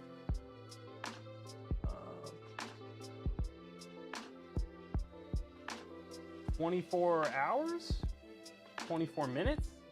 Mason? Yeah, no, you need 2 more. Nice. It ends tonight, doesn't it? They're talking about, so folks, there is a massive auction block from Sassioto, which he's, you know, I think he's the biggest Yu-Gi-Oh! eBay seller. Aaron is his name. He's a super nice guy. Go to his store and look at all the auctions that are ending in 24 hours. It's like ridiculous amount of stuff. So if you want a chance at getting stuff that maybe is kind of rare, or even just common stuff, and you just want to get a good deal on it, go check out Sassy's auction block right now. I personally have some stuff on there, so you might see some things like, hey, I've seen that on the channel. I know Ruxin sent him some stuff. I know a bunch of people had sent him some stuff to do some commissions with. Go check that out. There's a full PSA 10 Exodia Lost Art set on there, like the Starlight Korean ones that we were chasing. That's on there. That's what Mason's talking about. So go check that out. Sassioto's eBay. And maybe we can, is there a mod in here? Maybe we can get the link, or Mason can share the link here on the YouTube chat. Oh yeah, I got you on the play. Dude, it just makes sense, right, Blue? It's just like, oh, you got the play set. Come on, right? It's just so cool looking. All right, let's keep going. All right, so here's CT2, which I think, funny enough, I have the most expensive one complete. And one of them's pack fresh, but I had these for, I haven't bought any of them recently. It was like, I had them for a while. Hey, more barrel dragons. Yes, dude, we finally got a pack fresh barrel dragon too. All right, awesome. Awesome. Okay, barrel dragons in the building. And again, some of this stuff I still have just like completely laying around in random bins and stuff. It's just like slowly going through and finding all this. Oh, I love this one so much. I love the Relinquish, dude. Love it. It's so pretty. Just one. Down. Only need a modest 23 more. All right, and that is MC3. Slap that in. Oh yeah, see, we all have different priorities. You're like, I need those God cards first and foremost. For me, I think out of everything in this binder, I think I want to finish all the video game promos up to where they stop doing Prismatic Secret and the tins and the Master Collection. That's like the first priority in this binder. Unless I hit the lottery, then I guess at that point, screw it, right? Might as well get the prize cards. But see, it's funny. I wouldn't want the prize cards graded. I would just put them in a binder. I know that's crazy. I would just literally put them in a binder. I guess there's a point where it's like, you gotta be crazy to put a card if it's worth too much in just a binder. But whatever, man. I don't care. All right, Konami, you cards. Give us an English 15AX. They took like the shitty version of that and made it into Millennium Pack. Millennium Pack? Yeah. It's like 2016 Millennium Pack. It has some of the 15AX, but they also have Millennium Pack. So it makes no fucking sense to me. Yeah, we just need 15AX. How link didn't work how I hoped to. Here, let me put the I'll put Sassy's link in here.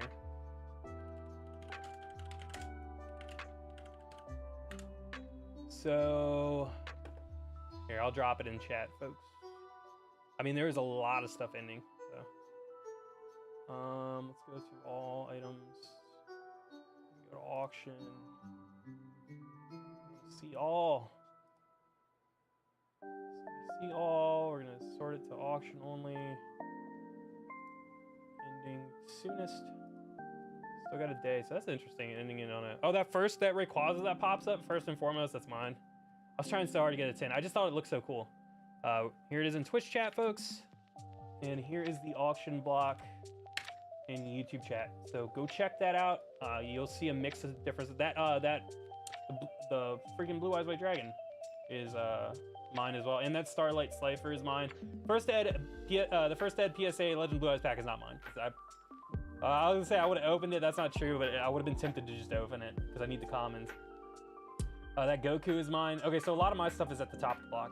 Yeah, all these Charizards, all that Korean stuff. That Blue Eyes is mine. Blue Eyes Starlight, the Exodia LOB first ed, that is not mine. The Starlight Blackluster Soldier mail-in promo, that one's mine. Summon Skull's mine. Yeah, the whole front page, those old sleeves are mine. And then the Exodia is mine, and the World of Warcraft box is mine. That World of Warcraft box, I'm way more nervous about, Mason, because that box is like $2-3 grand. And we're gonna see what that ends at, because it's only $153 right now. Rarity Collection boxes are mine. The Portuguese, yeah, this is like all my stuff. Cool. Yeah, go look at that, folks. You just see some cool stuff, even if you're not bidding or whatever. Just go check it out. Actually, I'm gonna leave that up. Usually what I've noticed, because he's done this a couple times, and keep in mind this is promoted on the front page of eBay, so he has a partnership with them. Last couple auctions, at the last minute, all this stuff just goes boom. Like, it's crazy. So fingers crossed, dude. Fingers crossed. There's no incentive to bid on it beforehand, because you know at the last minute, even if you bid right now, at the last minute someone's just gonna snipe you, right? All right, let's go through this. We got MC2, MC1, MC2, Exodia Necros. Alright, let's go ahead and pop that book up. Necros, and then CT2, Exterion, Universe, and that might be it from these that I've come across or gotten from a collection recently. That one's sticky. Huh. Gonna eat some teriyaki wings over my cards or something, I don't know. Whatever. Okay. Video game promos, Dark Legends. Okay, cool. Hey, that's Big Golem Pack. Cool, so we can get rid of that, or we can adjust that. We need one more Exodia Necros. Oh, I put that in the wrong spot. CT. I don't know if chat caught that. be number 2. So right there. That one too. I only need 2 more. Done. The only thing I wish this Dragon Shield app had was a percentage of like, oh, you're this close to completing the set. That's all I want. They said, oh, it's on the timeline. Okay, sure. Been done that? Yeah. With the wings thing? Yeah. All right, so here's GB1. Obviously, I'm missing a good amount of those. Or they're, again, somewhere else, and I just haven't come across them. DDS round 1. This is something that I didn't, even back in the day, I didn't know that these were a thing. Like, when I was starting out, I had no idea that was a thing, because unless you had the first print of that box, or if you had, no, even the Euro is different. Unless you had the very first wave of DDS, you were just gonna get these cards. I didn't know anybody that, yeah, I just didn't even know that was a thing. I had no idea that that was a thing, that you could get Blue Eyes and Dark Magician and stuff. So now I gotta pay the price for that. And even when I got really back in the hobby, instead of just selling some casual stuff here and there, you know, maybe 5, 6, 7, whatever years ago that was, those were expensive then. So the DDS cards have always been expensive. So I was just always been like, yeah, I'm gonna back burner that. And every time I say that, I end up paying a higher price the day comes that I do want them. Exchange is done. We just completed Eternal Duelist Soul. Hey, we did it. Completed a set. Let's go. Eternal Duelist Soul. Perhaps one of the best games. Where are you at, EDS? Oh, maybe I didn't outline that one correctly. Alright, whatever. Guess I missed those ones. I guess it doesn't matter. Yeah, because old days. It'll be right before Stairway to the Destiny Duel, unless it's below Shonen Jump. Oh, there it is. Okay. Gone. Let's go. Next up, video game promo. We have Windstorm. We have Knight's Title. We have Metal Zoa. I think that's another Metal Zoa. Alright, cool. I think I just bought one from Uber on Whatnot too. Forbidden Memories is also a pain in the ass. Alright, there's our Metal Zoas. Oh, I did need that Goblin fan. Damn it. I should have bought that. Okay, so Metal Zoa, you gone, buddy.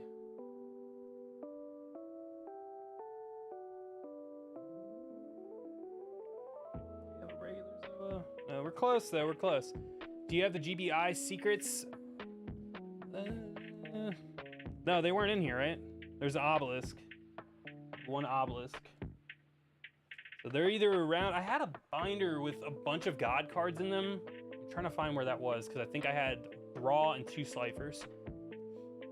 I was waiting in line at the PSA booth to submit a couple cards, and man, I waited so long, my parking expired, and then, dude, yeah. It's just to submit them, though. They don't grade them there, right? So it's just like a quick way to get them to them, right? You can. I have a subscription. You can always just mail me stuff too, buddy.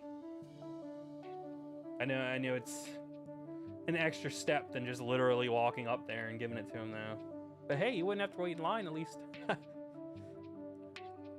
Get this. Here. You have all of them, don't you, Blue? Or though now you have to get the play sets. See what happened? Valkyrion, I need more of. Oh, okay, we do have a Windstorm. Windstorm, we're down one more. And then what is after Windstorm? Knight's Title, which is a really sweet set. Later, there's a Winged Dragon of Raw up there. I just sent a perfect pack fresh Winged Dragon of Raw to PSA. So fingers crossed on that one. Fingers crossed. Oh, we completed Falsebound Kingdom? Oh yeah, Rise of ROD. Rush of Destruction. Hey, we did it. Here's another one. I need to have like a. Oh, I didn't play the clip. No. See, I need to update and put some little. Every time we complete a set, I need to have like a little wee, like a bunch of sparkles and stuff come down. All right. Cool. The dopamine hit. All right, we're at PCJ. I don't think I found anything from this. Okay, then the jump promos. Cool. Yeah, that works, Mason. Yeah, they're a little pricey, Blue Dragon. Yeah, they're a little pricey. Cool. So with Shonen Jump, I'm trying to collect the first 10 in play sets, and then I think it's like some weird monster after like the first 10. Let me scroll down here. The jump promos, it's like that kind of stuff.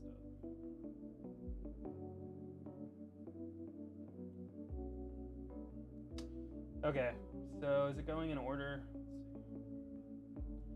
Okay, jump promos. And this is one of those things where it's like they stopped making jump promos, I think in 2019, in English. They still do Japanese ones. So, again, most of what I'm collecting is from 2002 to 2006, but there are outliners. I think what I want to do is do Blue Eyes, which the first jump promo, Blue Eyes, has an alternate variant, so there's 2 of them. I want to do a playset of all of those, all the way through Victory Dragon. After Victory Dragon, I kind of only want to try to get 1 of, and it's not even a priority. At some point, I might do 3 of, because I feel like the fact that they stopped printing those is kind of, you talk financial, it's a good indication of like, okay, well, they're not doing any more Shonen Jump promos because they're not doing English Shonen Jump magazines anymore. I think maybe there's like an e-version that you can get, but there's not physical ones. But after that point, once you start getting into GX, Poor Boy Stratos here, it doesn't interest me quite as much. You know, it's not the nostalgia factor, but over time I might get more, but I do want to have 1 full set. This in Lost Art is, I want to have 1 full set of just 1 of each card, because it'd be just kind of cool to be like, oh, 1 of each, maybe put it in its own binder one day, we'll see. So as we're talking about jump promos, I think there is, here's 1 of them. I don't think it's completely sorted out yet. Oh yeah, it is in order. It's a 20, 122. No, I don't think I've sorted it out. We want 11 and 11, 12, 13, 14, 15, 16, 17, 18, this would be 18, 19, 20, 122. Okay, so Copycat needs to get moved over. That's the other thing, when you mess up in those other sets, Dark Beginning, I skipped the card. I think this happened twice in Dark Beginning. I skipped the card and I had to move all the cards. Oh, you know that feeling if you've ever been doing a binder and you're like, I gotta move everything in here. Whether it's like you didn't like the look of it, or you got some more stuff, or you didn't plan enough space, I gotta move the whole thing. 22, okay, oh, and there's 21, Revival Monster, or Revive Monster, tight.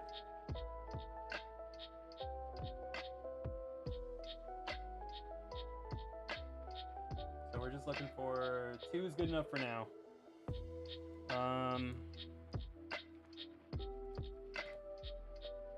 There's Lost Art stuff. Okay, that's it for the Shonen Jump.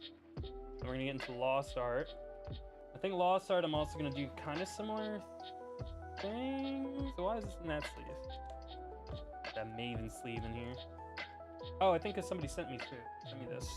And it was in that sleeve. 2 Magician Girls Rip. Which one? The oh, the jump one? I know I have those, dude. I know they are around. I know for a fact. Okay, I don't think these are in any particular order yet, so I'm just gonna slot them in. So there's Lumina. Enchanted Fitting Room. I'll just put, I think some of these I have play sets of. Yeah, okay. Some of the Lost Art stuff is really cheap right now. So I just bought play sets of them because I thought that was cool. But I do not put it past Konami at some point to be like, here's a box set and here's all the Lost Art cards and they're like put in packs. I 100% think they will do that at some point, so I wouldn't invest too hard on Lost Art. But there are some really sick ones, like Foolish Burial looks awesome, and that's an old school Merit card, or Bakura card. Those in there now. Let me go ahead and scroll up. Lost Art. I do have the full Exodia set. They're all in their sealed thingies though, so. Which leads me to, I don't know what I want to do with this. I guess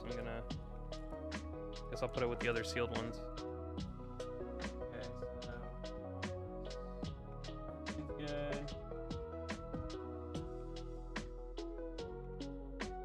so it's good. It says I have a Dark Magician Girl art somewhere. I don't know about that. I think I have one sleeve, like the factory fresh or whatever. Enchanted Fitting Room. On. Why was this Lost Art? Were they getting naked in there? Why is this a Lost Art card? I don't see anything bad. Oh, she took her panties off, or they took their panties off. I don't know, whatever creature. What is that? Looks like maybe an Ojama? Jama in there? Jama taking the pants off? Dang. Triple aerial. Down to that. Oh, that's one of the more recent ones. Burial. Cool. There we go. Now, I do actually get to put a really cool card away. I get to put the Toon Dark Magician Girl. This is where all my prize cards will go. This is where my Ritual Sanctuary, or yeah. This is where my Card of Sanctity, WB promos will go. So don't worry. I'll definitely have a playset of those. There are only 100 in the world, and they're all like $60,000. But don't worry, they'll be in here one day. I promise. Pharaoh's Tour 1, 2, and 3. Boom. Closest thing to a prize card at the moment. Nice. It's Ojama Green taking his swimsuit off. Okay, there we go. I was wondering what was going on in there. Wondering. Oh yeah, there's Zoa. That's okay. Maybe there's only 2 commons. Zoa is cheaper too. Do they even have the? Curious if they have the prize cards on here. Some of the apps don't. Insanely how expensive some of the old cardboarded. Oh, yeah, it's ridiculous. No Toon Magician Girls. Good stuff. Has a lost art.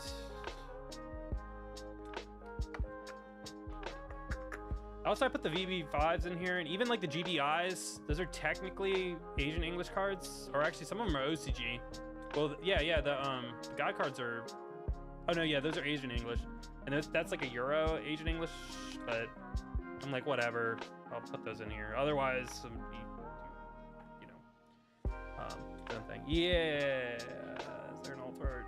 So, okay, so now the rest of these should be in a promo binder. Hobby League, EP1, Duelist League.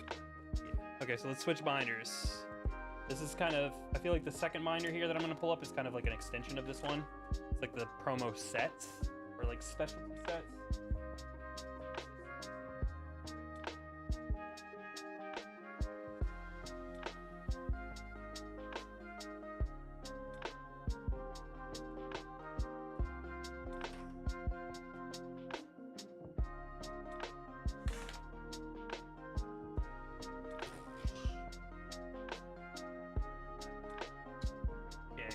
Do tournament pack after this one.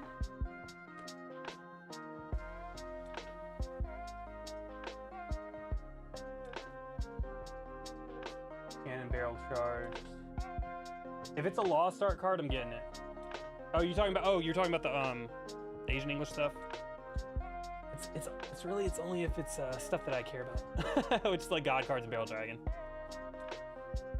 All right, so here's the McDonald's pack as we're starting. Eventually, I might change the organization of this, but let's just see where we're at. This is one of the sickest cards in the OCG, and then in the English version, they're just make it a McDonald's promo. My boy had like an ulti. Like this card was wild. I think it was even a prize card when it first came out. The WCS winner card. What was the year? What was the year on that? Blue Dragon. 2003? Oh, yeah. Let me look these up. Let's see.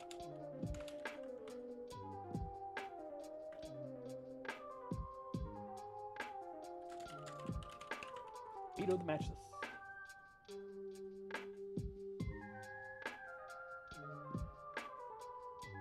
Yeah, I thought this card was a little bit later, I'll be honest with you. Okay, all right, well, I'll have to get these.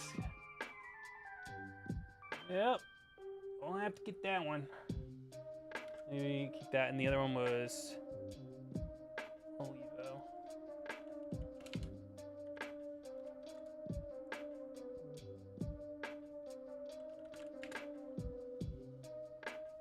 Or at least put a thing in the binder. Yeah, the artwork on these always made me feel like, I guess subconsciously, I just thought they were like 2007 cards. I don't know why, they just look a little bit older to me. Only card I really want is the pissy Karibo. No one ever gonna get that one. Cool.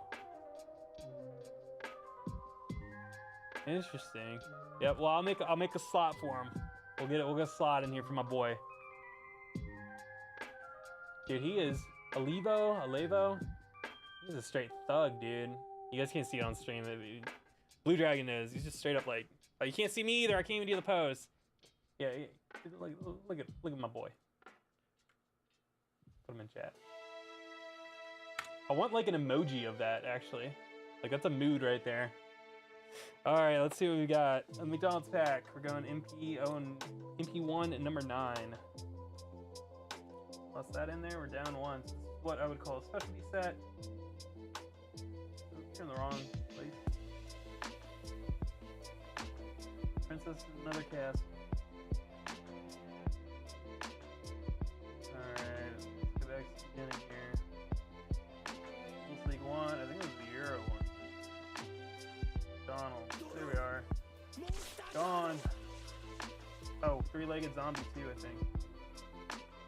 In the back. Turtle bird. Okay, so turtle bird, three-legged zombie. Boop. Turtle bird. John, you gonna bulk bend or something, buddy? Boink. So turtle bird is number 14 and 11, 12. Cool. And then three-legged zombies right here. We're getting there. McDonald's pack is one of my all-time favorite sets too. I very distinctly remember going in to McDonald's trying to get these. I did pull a Millennium Shield. I think one of the ones up front is from childhood collection. Yep. Very cool. Okay, good. See what's next. We go Duelist League maybe. This will be easy. Okay, so we're gonna do Duelist League. DL1, DL2. Still deciding if I want to do the Barrel Dragon and Time Wizard. Those are the Euro exclusives. I guess at some point I will do those. We'll see. Why not? Our Necrofear is easy. Here's a fun misprint with these. Oh, I took them out. The Duelist League 1 have misprints. Because all the other Duelist League cards have... Now they just don't... I don't know which one the true misprint is. This is something that people discuss, which one it's supposed to be. There's ones that have silver stamps and there's ones that have gold stamps, but there's no first edition or unlimited indication of it. And there's also no indication of which ones were printed first. So, interesting topic I want to dive a little bit more into. And for some reason, Necro Valley is just a rare. They're just like, you know, fuck it here. DL3 is going to be a rare, but DL4 is going to be back to a super rare. With a white name. A white name super rare. Why not? Even though it's usually black. Yo, what's up, eGamma? We were doing some set sorting collection goodies over here. How have you been, man? Busy? Mo says the arcade is super decked out.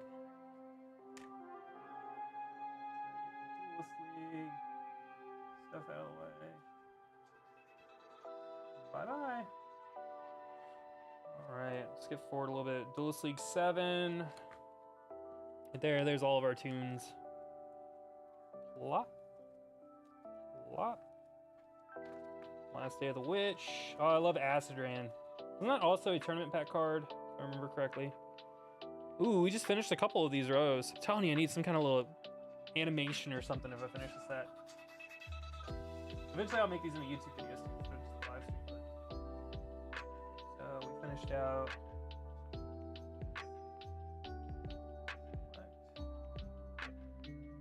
Got you. Don't have Acid Rain yet. Last Day of the Witch is done. Nope, cool. Gone. Get out of here. Be gone, Kneve. Wonder who got Tyler? There's a couple like theories going around. I'm sure we will find out. I'm sure we will find out who got it. This is like the 1% chance person that doesn't want to like flex that they got it. It's honestly, my bet is it's somebody outside the hobby. It's probably like a Steve Aoki or somebody. There's just very few people that are specifically in Yu-Gi-Oh, English Yu-Gi-Oh, that would be able to casually drop that amount of money on that. Like even the collectors that I know that have a collection that's worth that, they don't have the liquidity to do that. So that's all the big YouTubers. And then none of them have that amount. They're just sitting there. Or they would have bought it. So we'll find out. I don't know. Maybe it'll be Vintage Yu-Gi-Oh or somebody. Nah, I already talked to Lewis. What do you think, Blue? Where do you think? Just got up from a nap. Yeah, arcade, be busy. Do you work? You don't work tonight then, right, Gauntlet? All right, we're over to Hobby League. Hobby League 1. Okay, take that. Got Lord of the Lamp. I think this is messed up. Oh yeah, I haven't seen that bug before.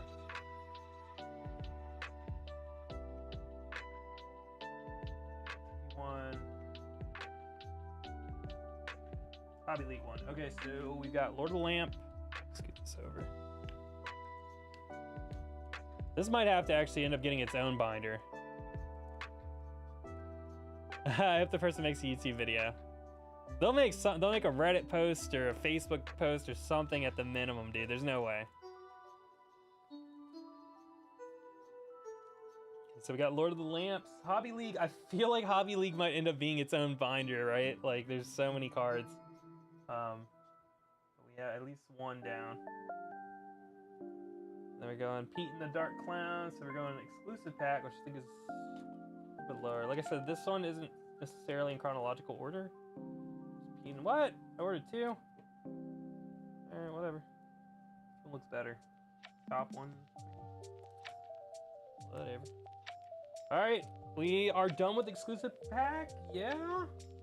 Yes, exclusive pack done. Yes, let's go. Boom, confetti and stuff. I'm gonna make a mental note. We're gonna get some cool stuff every time I complete a set in the live stream.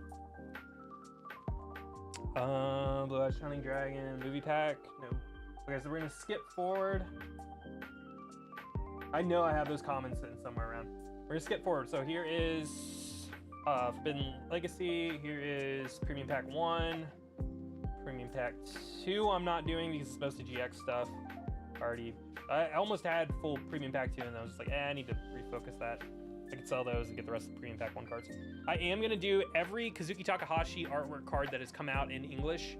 I'm going to have. So we're about to complete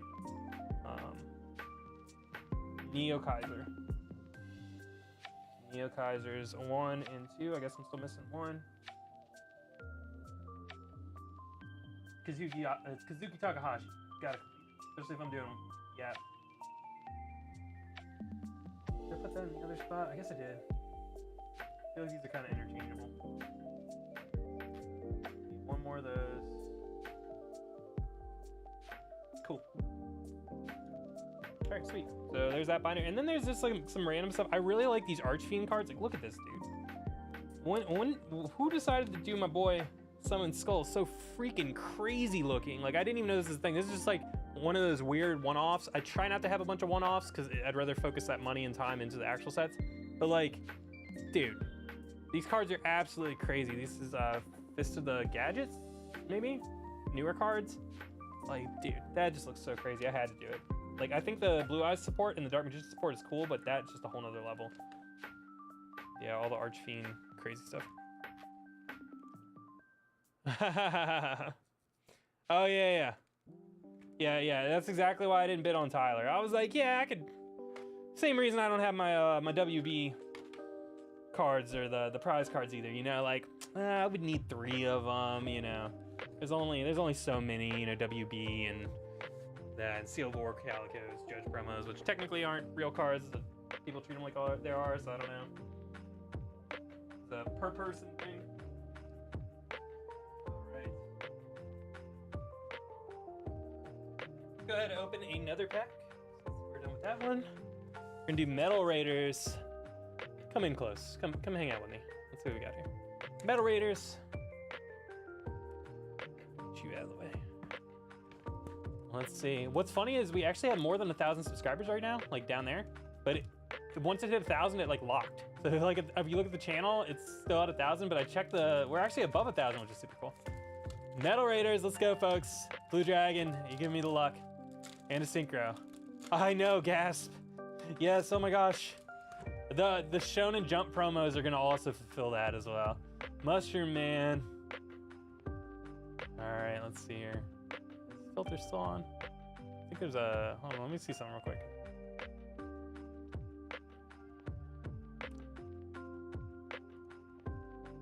There you go, that's more genuine.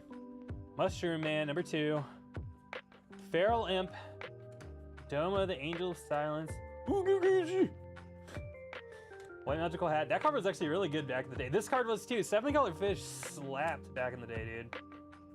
Immortal of Thunder. All right, this is all from one LCO1 box, and we've only got a Parasite, but I feel like a lot of times you get 2 holos. Oh, I got the Guardian of the Labyrinth. Okay, what packs haven't I opened from this yet?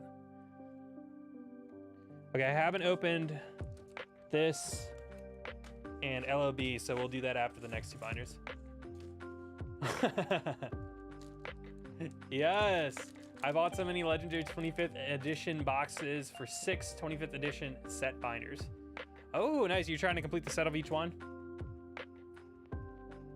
Yeah, I kind of just decided screw that with these ones, just because I'm already so close with the original printings, so it didn't make sense to do it. I'd rather take that money into other things. And again, that's where it's like, it's a personal choice. All right, we're doing tournament pack.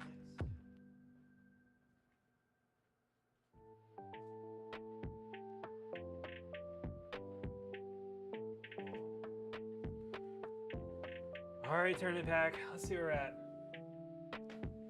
Now, I was late to the party on tournament pack, so I don't have all this crazy stuff. So, going back to my cool filter. Oh yeah. Okay. Now, this tournament pack and first edition ones are in Z Folio binders. I think you already knew that, but for others in chat, just so they know, we're gonna scoot these over. I'm pretty sure these are the big boys, big boy binders.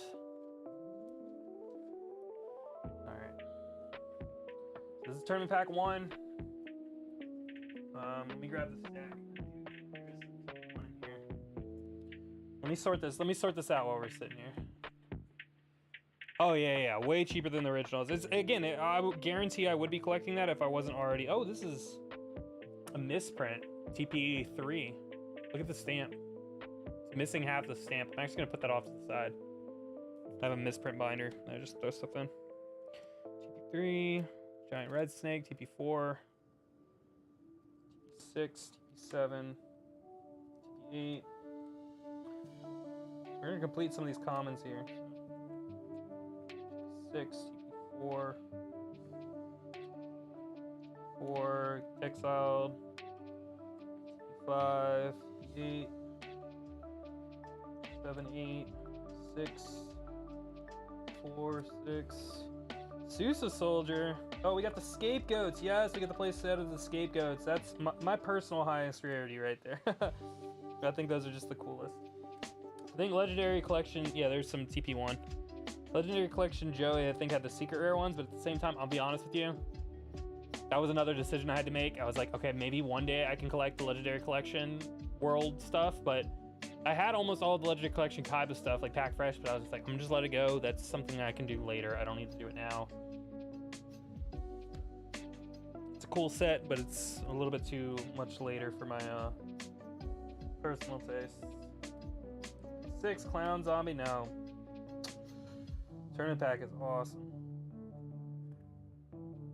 4. Oh, this is one of my all-time favorite cards right here. Hold on. I know I saw a full. Oh yes, give me all of those. That is just the sickest card. This is like some vanilla OCG stuff. I just love that. That is a beautiful card. I'm gonna grade one of those just because I want it. 8. I believe that's in Phantom God, which is the 2 sets that made LOB, which means that's probably Series 1, Series 2.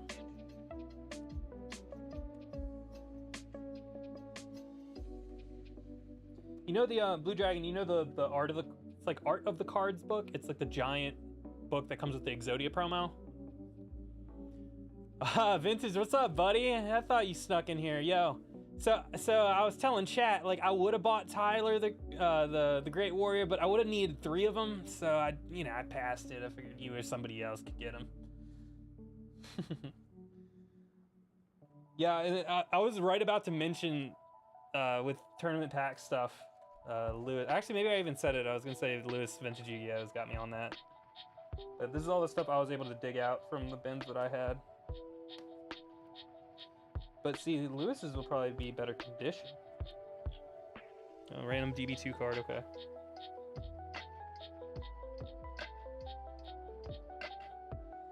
7, 5. Okay, we got Air Knight. Where are we, dude? Sousa, baby. Steel Dragon, Dark Magician, whatever. I always forget this card even exists. It's such a strange card. It's like the LON card that I guess, yeah, it was an LON first. The trap, whatever. Such a strange thing. It's like, dude just coming home and everybody's like judging him. Like, oh, you had a long day at work? Hold on, we're all gonna judge you. Give me 1 second, folks. Be right back. And that is the last one. This is also another super sick early OCG card. It looks like something from Dragon Ball. So.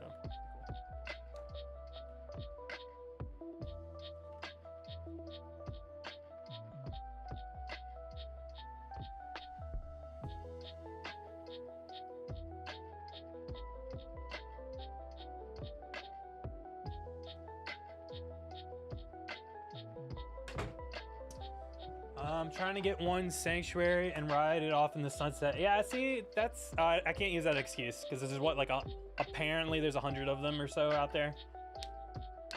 Yeah, there's a spot in the binder. I don't know when you join, but the promo binder I have. There's a spot.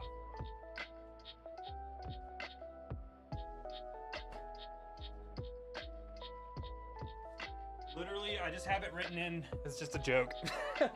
I'm never gonna get this, let alone a playset. There's only 2 known people that have them, I believe, though. Where is it? You would know that sort of thing a little bit more than me. Oh, there's some cards that you actually do have, Lewis. Mr. Vintage Yu-Gi-Oh down here.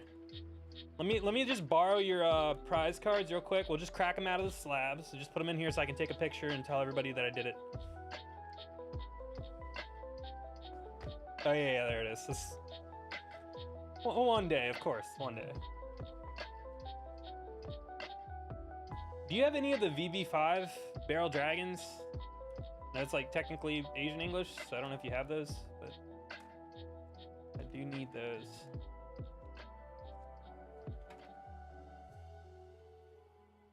I love Bad Vanilla Monsters. Personal favorite OCG is the Dark Chimera, used by Panic. Dude, bad vanillas are like what I live for. It's like my all-time favorite thing, other than like sealed cards. Every time I see it like this, I love this. I want to make a deck and put them in there. 5 Sanctities. Who's got them? Spill the beans. They're all like, well, I guess it depends on the condition, but they're usually around like 50K. I don't know what the last one sold for though. They just don't sell that often, and when they do, it's not like it's on eBay.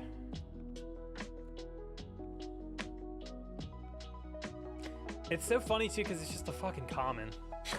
It's just a common WB card, right? There's nothing special other than how rare it is. Like at face value, it's just like if you told someone that was a 50K card, they'd be like, "What are you talking about?"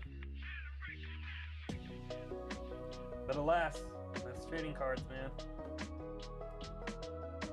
There's super shiny secret rares that are worth fucking 2 cents. All right, let's see where we're at with TP1. And this is why I was trying to get you to call me this week, because there's a priority in all this stuff. I need to talk with you to figure out how to go about certain sets, first ed shit. So I think I'm starting on the line. New art backwards. TP1 14, 13, 12, 11, 10. Okay, so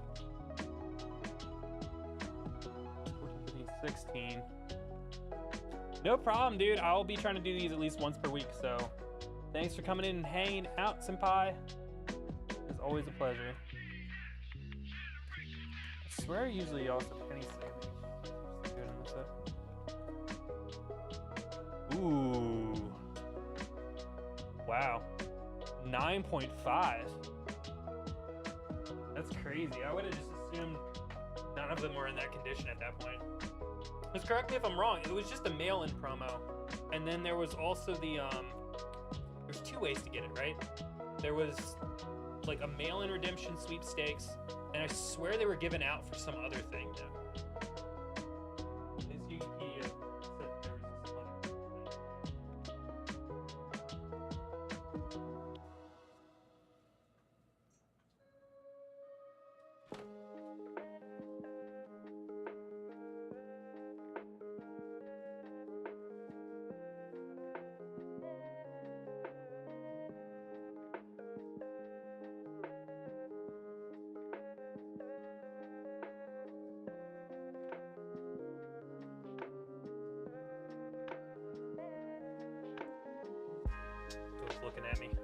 gonna put that over there now. The retro bag box. All right, so now we're gonna pop over here. Where's the tournament packs? See, I also need Hobby League stuff too, bro. Got some of that. Beast King, only need one more. And then Oscillating Hero. Oh, he's a cheap. He's probably the cheapest common in the whole freaking set of TP1. Honestly, $1. Most of these are definitely more than that. All right, let's see here. Yeah, these usually kind of shake around if you don't do this kind of thing. Buy anything cool lately, Lewis? Any cool collection pieces? Some slabs or anything? Also, you need to get your ass back up to Virginia, man. Executive decision. Tell work you need it. The unfinished business. At the Guitar Hero machine. So I know you've been training. I know you've been trying to. It's not gonna happen. Hercules Beetle. Okay, so I did have some more TP1 hanging in here. Not bad, not bad.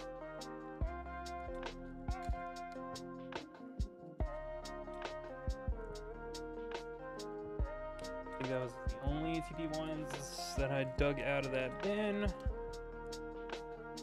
Boo. Okay, off to TP2. I don't have anything from that at the moment. Add to this. Spear to the books. Oh, I can put them in the penny sleeves. Again, they do shift around. You don't do that. Another prize card? Which one did you buy, dude?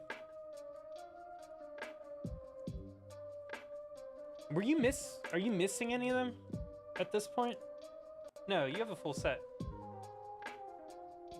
Bulk PSA sub, if you have a subscription, I think it's 20 right now, 18, somewhere around there. But that doesn't count in that when you send it, there's a shipping and then there's a mandatory insurance fee.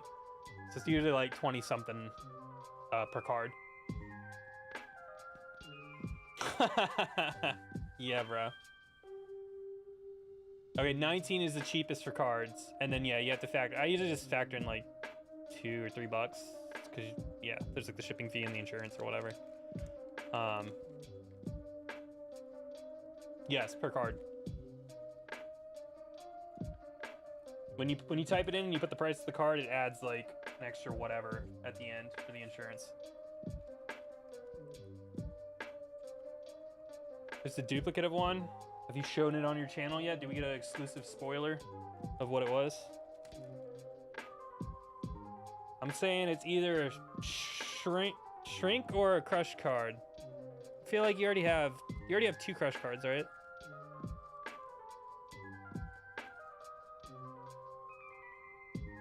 Golden sarcophagus, maybe?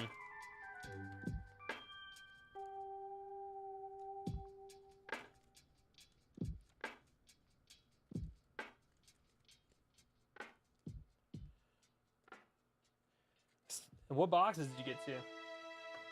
Get more Pharaoh Servant? You can complete a full case of it. Feel like you're close.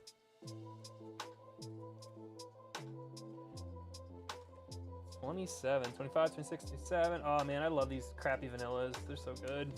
I'm gonna make a deck. It would be like the slowest game of Yu-Gi-Oh! Of all time. I would enjoy every slow second.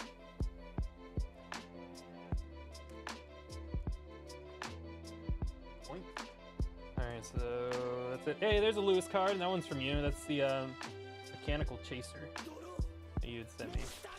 It's in really good shape, too. Looks beautiful. Courtesy of Vintage Yu-Gi-Oh! As I slam it on the ground. Okay, so Tournament Pack 3, we do still have some stuff to put in here. We got a white hole, 3 blade flies, Spear to the Harp. Okay, cool. 3, 4, 5, 6, 7, 8, 9, 10, 11, 12. Okay, so 12.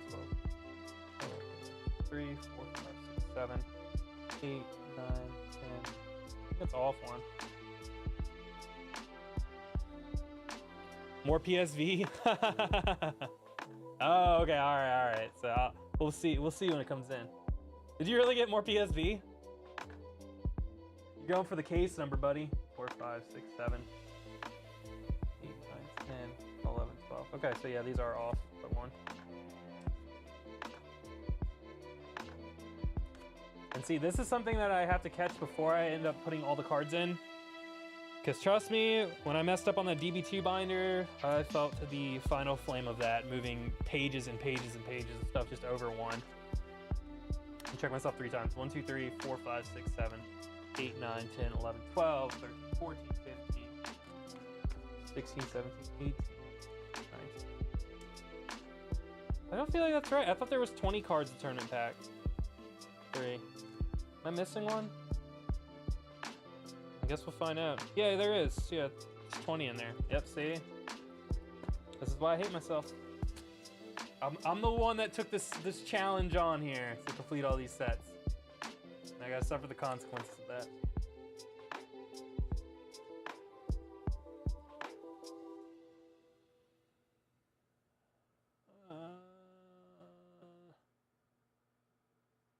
A volume 1 box? Let me just sell all these binders and get a volume 1 box. Fluge. Yeah. Dude. Could you find a volume 1 box online? Is there even one on eBay? I have my Chronicle box sitting around here. That would be maybe the first step in that direction. Even the commons from volume 1 are ridiculous in like good condition. Yeah, I was off one there. It is 20. There's not even one on eBay, bro. Oh, I was gonna ask you, Lewis, did you grade any of those when we cracked that Master Collection binder at Collecticon last year? Did you grade any of those 6 promos?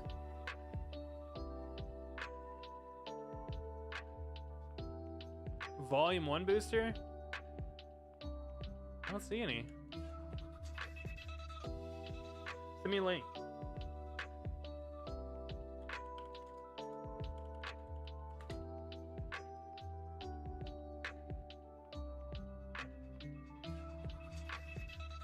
Oh, a booster, not the whole box, right?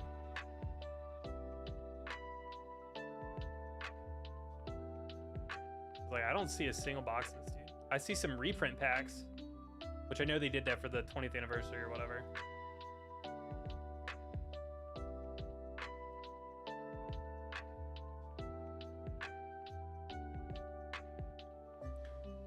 Oof, sheesh. One day I would love to. I'd probably have enjoyed cracking that more than a first dead LB box, to be honest.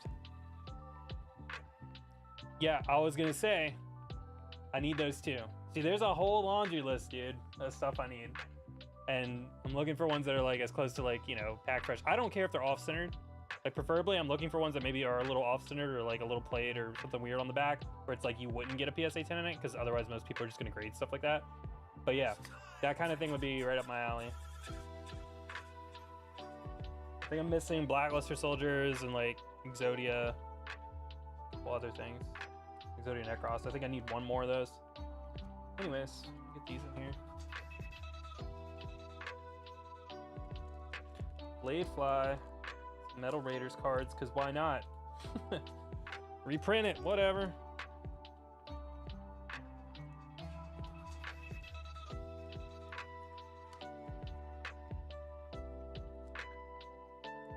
Dude, I haven't checked, but you made me just think about it. Has the stuff for Collecticon for the booth, has that gone up yet? I feel like that's got to be like any day now to reserve the booths.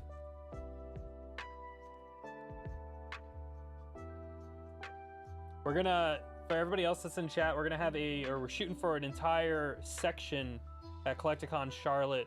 Me, Vintage Yu-Gi-Oh, Uber Trading, Ruxin34, Petty Party, a couple other people that are gonna take it too. We have a full block. It's gonna be like the Yu-Gi-Oh block party. So hopefully we can secure that. That's gonna be awesome, man. And this year I know what to expect, so I can actually bring some cool stuff. It's a white hole looking snazzy. Mid-June. All right, all right. Did you go to the one in Florida this year?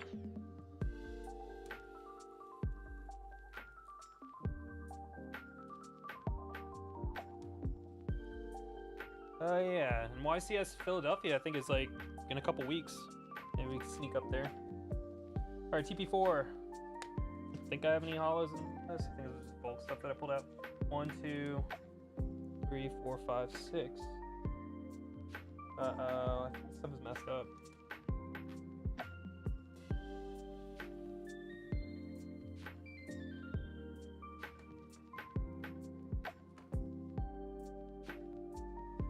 I'm gonna have to figure this out later, I guess.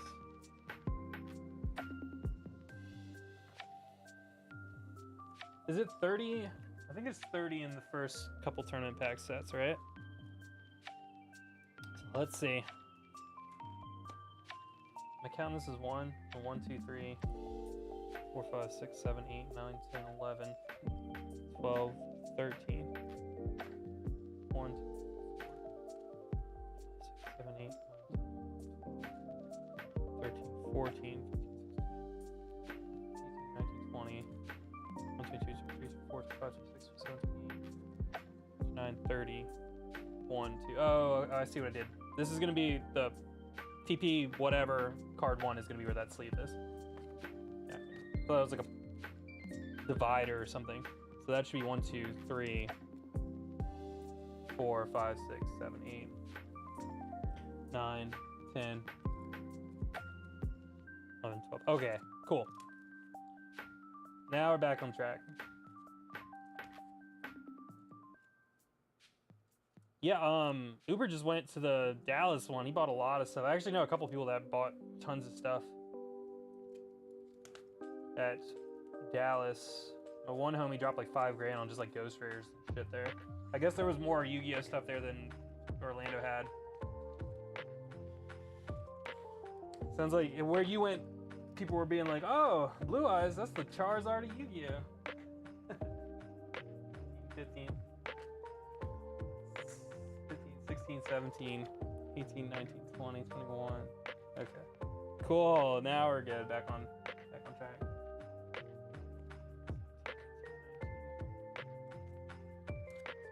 Boom. Okay, cool. Yeah, they have 30. Cool. And I've got this split up correctly. I originally thought I'd put like a divider just to say what set is which. I'm not gonna do like a binder for each one. But that's just where 1 is supposed to be, which makes sense because 1 is not in here. If I have any of those, I'm pretty sure I would know. 4, 6, 7. Cool. Now we're back to normal. All right, I have one more Exile the Wicked, and then we'll take those off real quick. So I added in a fly.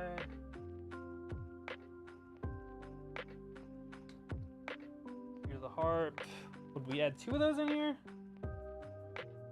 Have you ever opened any packs of like TP1 and 2, Lewis, back in the day? You probably have. Might even be some on your channel.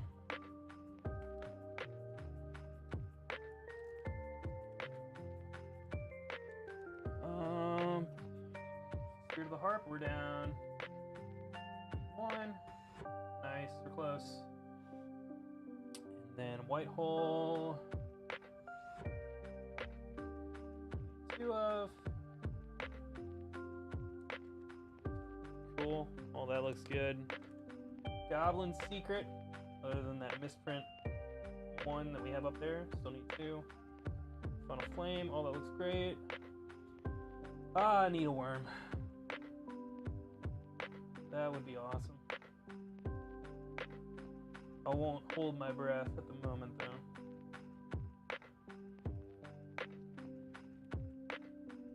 Alright. Condola Warrior. Blade Fly. That's the last one I gotta remove. Cool. Hey, we're getting there. Pretty sure you have like some complete common sets of this stuff, so that'll be awesome to hit. Alright, TB4. Go ahead and penny sleeve all these up. 1, 2, 3. Again, like the cards like this, they're just so small, you kind of have to sleeve them up twice or else they'll shift around in the binder. Don't want that to happen. So there's like no perfect Yu-Gi-Oh binder. I feel like the Ultra Pro stuff is a little bit better in terms of snug fitting, but obviously it's more, can take a little bit more damage on that than being stuck in AZ folio. My giant red sea snake though, I'm happy about that. All right, 1, 2, 3, 4, 5, 6, 7. Nice.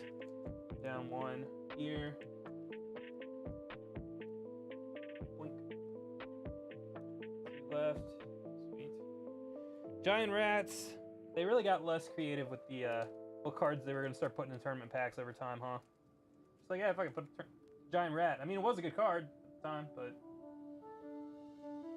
they were putting like awesome OCG vanillas originally. And then they went to giant rat. Come on. Gravity Bind. Oh, okay. Tournament pack 4 looking pretty crispy. In terms of what else I need. At least from the commons. That's not bad. Only pulled a couple rares in TP2. Got to open a box of 20 TP1 and pulled a... How long ago was that, dude? The TP1 opening. I would be curious to hear the story of like even getting that. I remember seeing some of the factory sealed stuff, like cases of tournament pack when I first was getting back into Yu-Gi-Oh! On eBay, and they were always like $600 or whatever.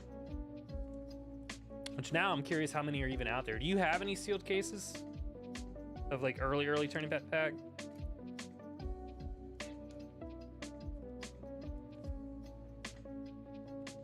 They just look like 500 count BCW bins.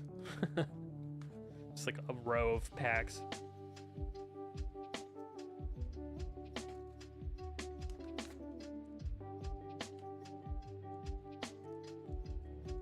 Oh, Nimble Momonga. Tournament pack 4. Is it the highest rarity Nimble Momonga? No, I actually think there is like a secret or something from Legendary Collection.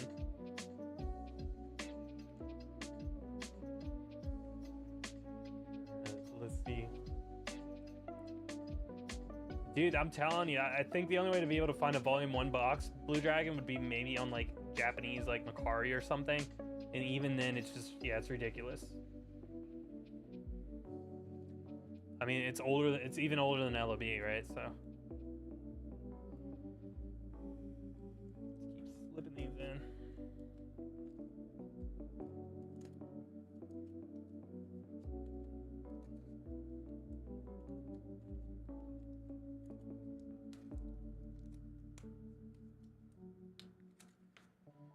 Actually, if you type in empty box lots, you might be able to find it. There was a couple sellers on eBay that were selling empty Japanese boxes for a long time. But they were always putting just like ridiculous prices. I understand they're old, but at the end of the day, you got to look and be like, all right, if an empty LOB first edition box goes for like, say 75, then why are you trying to sell this empty one for $600? A Volume 1 box empty. I know there's a lot of series ones, like those kind of, the reprints or whatever. But I swear there was somebody that had all the volume boxes empty. One of my biggest misses was 5 mini boxes of tournament pack, 20 pack tournament pack 1 for $800. I offered $750 and they got bought before the seller accepted declined. Oof, that must have been a long time ago.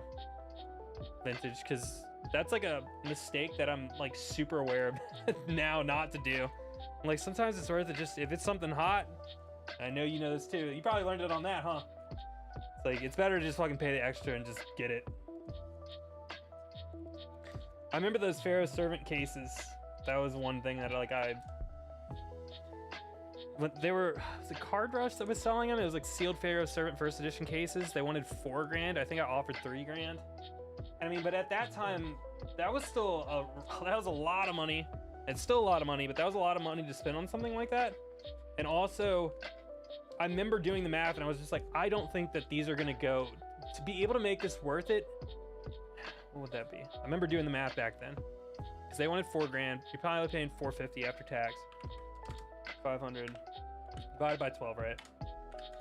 So they wanted 375 a box, and that's when Pharaoh's Servant was kind of around that price, right? So it was like, okay, I would have to at least beyond double my money to make this worth it, and I don't think that these boxes are gonna push, you know, $1,000 in the next 2 or 3 years or whatever it was. Boy, howdy, was I wrong. So I didn't offer more. Instead, I bought Retro Pack 2 boxes, which it's okay, it worked out.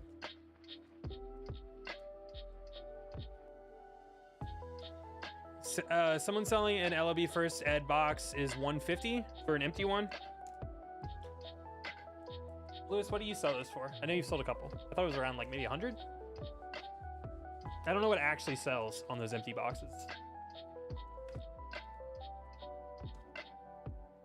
I got my box already open from someone on IG that did something super cheap for 30 packs, unscaled. My guy had opened 2 or 3 and didn't pull a hollow. Ah, I see. Gotcha. I love hearing like the history of all these different items. Yeah, it was like, yeah, well, they had a couple cases. I think it was 2. I think they had 2 cases. Yeah, I think there might have been 4. It was either 2 or 4. But it was just one of those things where it's like, okay, I'm looking at this strictly from an investment point of view, because I'm probably just gonna keep the case sealed, right? It didn't make sense at the time. Unless I just had fuck you money, which I didn't. Then it should have just bought it. Rush Reckless, get out of here. Get out of here, sir. Got the Mad Sword. Got the Karate Man. These Metal Raiders cards, they must have really needed these. I mean, these are pretty useful cards at the time. And Mass Sword Beast. Cap that one off. So there we go. Boop. Boop. 1 Mystic Tomato. Yep. Boop.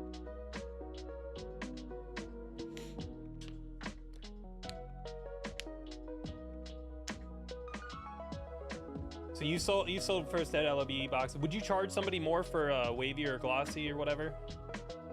I guess wavy. The baby First Ed logo. Or would you just sell them at the same?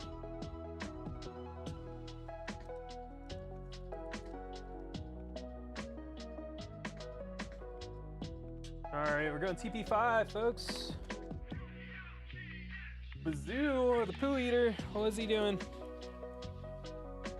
Oh, Bazoo. So 1, 2, 3, 4, 5, 6. TP5. Is that the one with all of it? Yeah. This set's cool. I mean, honestly, my favorite thing in TP5 is to reprint a Needleworm. Like, straight up. Big Shield is pretty cool. But I think the Needleworm is the coolest, which is like the poor man's tournament pack. Poor man's tournament pack, Needleworm. Yeah, that case was probably 2x more than an LB Blue Eyes was at the point too. Oh yeah, exactly. Yeah, it was. Yeah, I wonder who did buy them. Probably another shop or something. Because I haven't seen anybody in our community brag about having it. Thus, makes me think none of them were the ones that bought it. Usually, if it's somebody on IG that has it, they would have been posting photos and making a story and making like 3 YouTube videos about it and a vlog and you know what I'm saying. Give it the whole thing, making it an experience. But somebody has it. Maybe they broke them. Maybe they broke them down and sold the boxes. Oh, you know who probably bought them? It was fucking. Who do we keep buying PSV boxes from on eBay? That one seller. Cool stuff or whatever. That's probably who bought them. Full circle. Zoo. Yeah, buddy. Poo eater.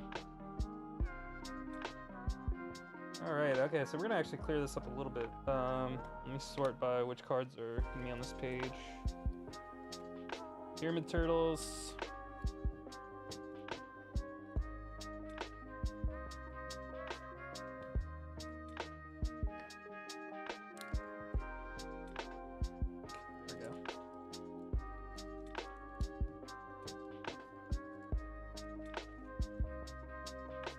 Trap of the Board Eraser. Throw these in here. Now these later tournament pack sets, I'm pretty sure you have full commons like Pack Fresh for me. I think I've seen you, maybe you sent a picture to me, you're like, yo, I got you on the commons or something. What sets do you have that are like, you know, near mint that you're selling? Alright, what am I missing here? Probably all, honestly. Maybe not the early ones. I would assume you would grade those. It's like TP1. Alright, we got Tornado Bird. The Burb has flown.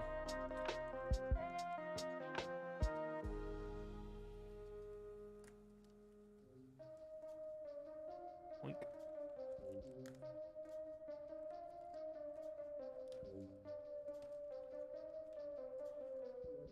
Alright, where's Dark Designator going?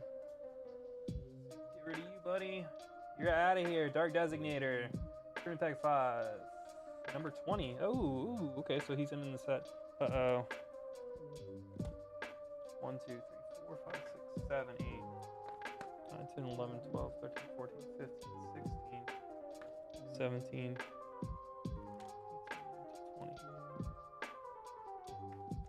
18, 19, 20. 21. Unless, no, these are 20 card sets still. Alright, let's get these sleeves up. Get this inventory in. Should be mostly for TP3, TP5, TP6, 7, about half of TP1. Awesome, dude. We're gonna fill this in. Probably end up needing the hollows, whatever extra ones. Dude, I want to. Obviously, like the TP3 needleworm is like a ridiculous. Do you have an extra played TP5? I want just one needleworm without costing me an arm and a leg.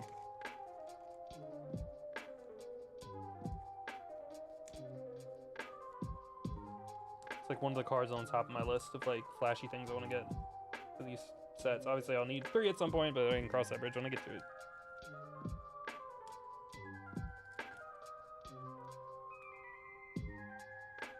Winged Falcons. Okay, so that needed to. These all need to move over.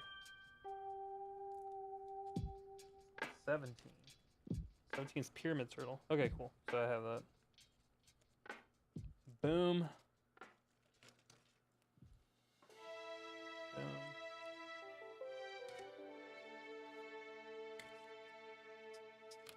Crystal Royal. I think I'm about to complete this whole last little chunk here of TP5. Closing in. Getting all to get all the commons, even for all the tournament packs, is like a cool thing. Cool little milestone.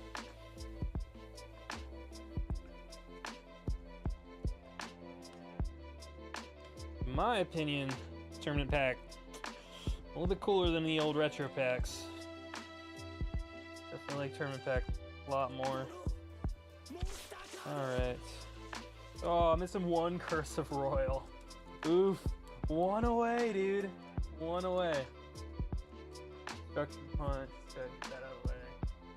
That. Oh, nice. Feels good.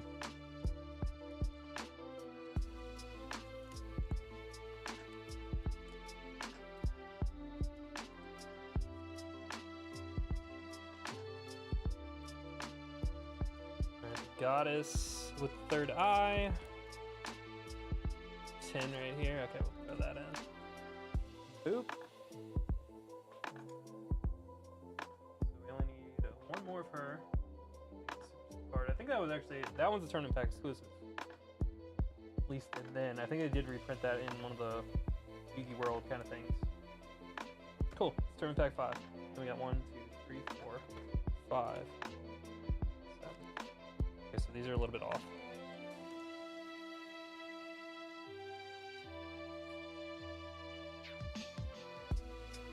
I'm actually pretty close. It looks like, judging by these stacks, that I'm pretty close here. 8, 9, 11.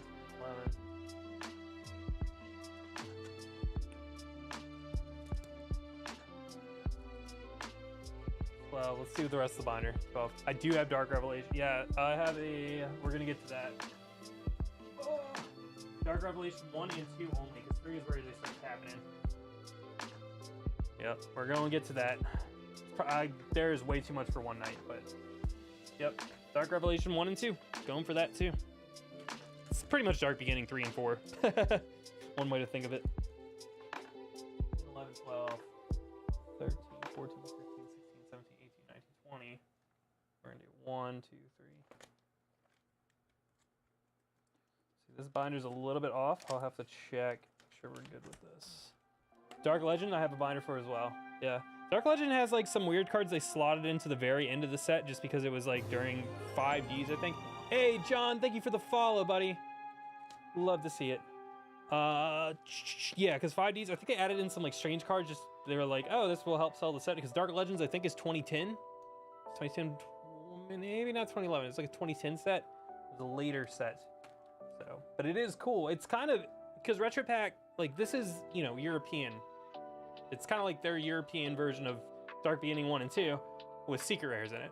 Dark Legends didn't get a booster box. It only got a Walmart blisters, but I feel like that's our version of Retro Pack is Dark Legends, but it just wasn't as cool, so people don't really care about it. Genre. I can see the full name now. Genre 77. There we go. Yeah. Give me a call at some point, Lewis. Good to see you, man. Have a good Sunday night. Dark Legends 2008. Okay, Dark Legends 2008. They slot. Look at the end of Dark Legends. There's like some weird set cards that they slotted in.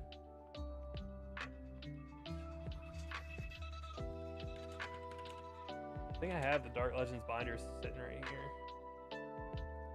Wikipedia.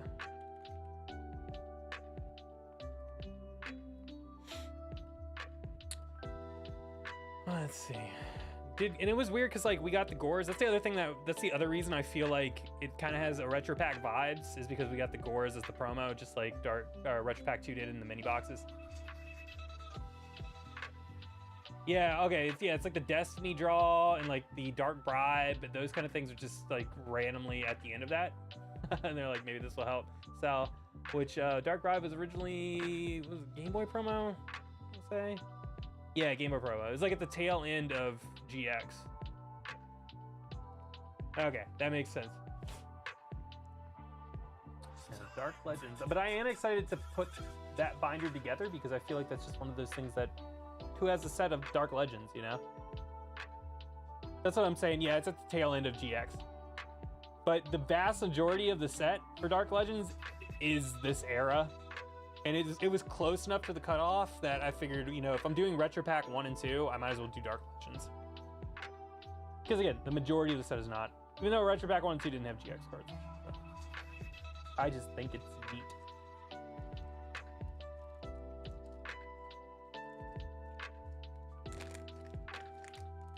Get these sleeved up, make sure that I didn't fuck up this part in the binder. Genre, how's your night going? You like old school Yu-Gi-Oh stuff, like what I'm sorting here?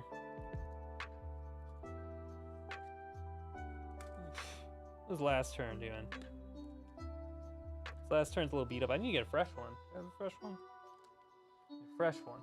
1, 2, 3, 4, 5, 6, 7, 8, 9, 10, 11, 12. 13, 14, 15, 16, 17, 18, 19, 20. So then this should be the beginning of TP 7. 1, 2, 3, 4, 5, 6, 7, 8, 9, 10, 11, 12, 13, 14, 15, 16, 17, 18, 19, 20. 1, 2, 3, 4, 5, 6, 7, 8, 9, 10, 11, 12, 13, 14, 15, 16. Oh my god. TP8, we're gonna run out of space for TP8. Oh no, dude. Oh no. Did I count it wrong? I think it's 480 in the binder. I'll have to check that out after stream. I think Z-Folio binders, I think it's 480. So if we do 30 times 3, I'll figure this out later. I might have to have like a little extra binder page just like slapped right here on the back of this, like glued up. I know, what blue? I'm gonna have to glue in another page. I swear when I put this binder together that it ended right on the last thing. Like on the last card, TP8, it ended. Or else I would have put this in a bigger binder. Well, I'll figure it out after stream. I'll report back. Ask me next stream and I'll tell you if I screwed this up or not. We're at TP6 now. I think I gotta adjust missing cards. Did I get all those? We got Crystal Royal, blah, blah, blah, blah, blah. Okay, yeah, that's all updated. Alright, so we're on TP6 now. TP6, the front card is the Royal Decree. Oh no, it's a Toon Cannon Soldier. Oh yeah, there was a bunch of Toon cards in here. So 1, 2, 3, 4, 5, 6. Wait. Yeah, that's correct. Oh, I moved these. So Spear Dragon, another Spear Dragon. We have 2 Air Knights. Any more rares in here? I'll get those in here. Dude, I'm telling you, look at this vanilla one. What is it doing, dude? I don't even, this card's probably one of the worst cards of all time.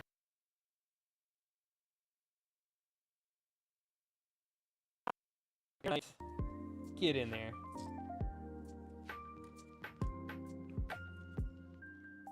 And we can edit that Spear Dragon.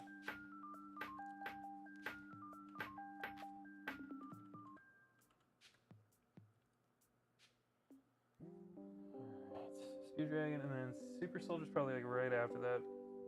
TP8. Yep, I was right. They usually put all the rares and the hollows together, and then it's just like, oh, flood the commons. Okay. We have a Pack Fresh one in here. Pack Fresh Sousa Soldier. Slightly shifted name, too. Interesting card.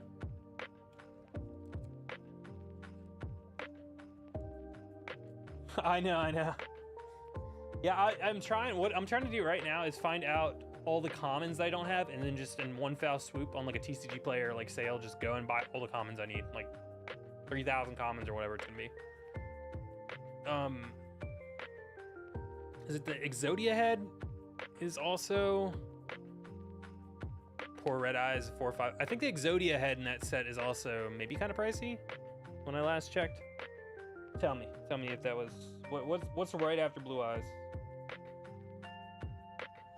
The full set of Exodias in there too, which is also Dark Bribe.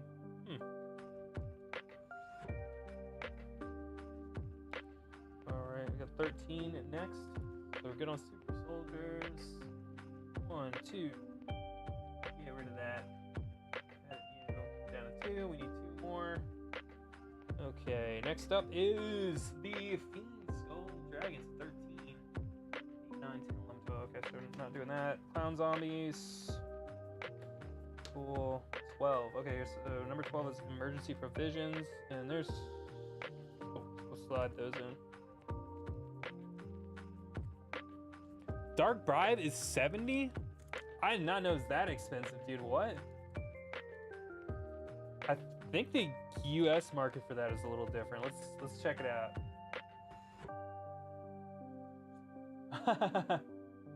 Can you sell full set? Are you looking at Card Market? Can you list a full set on Card Market?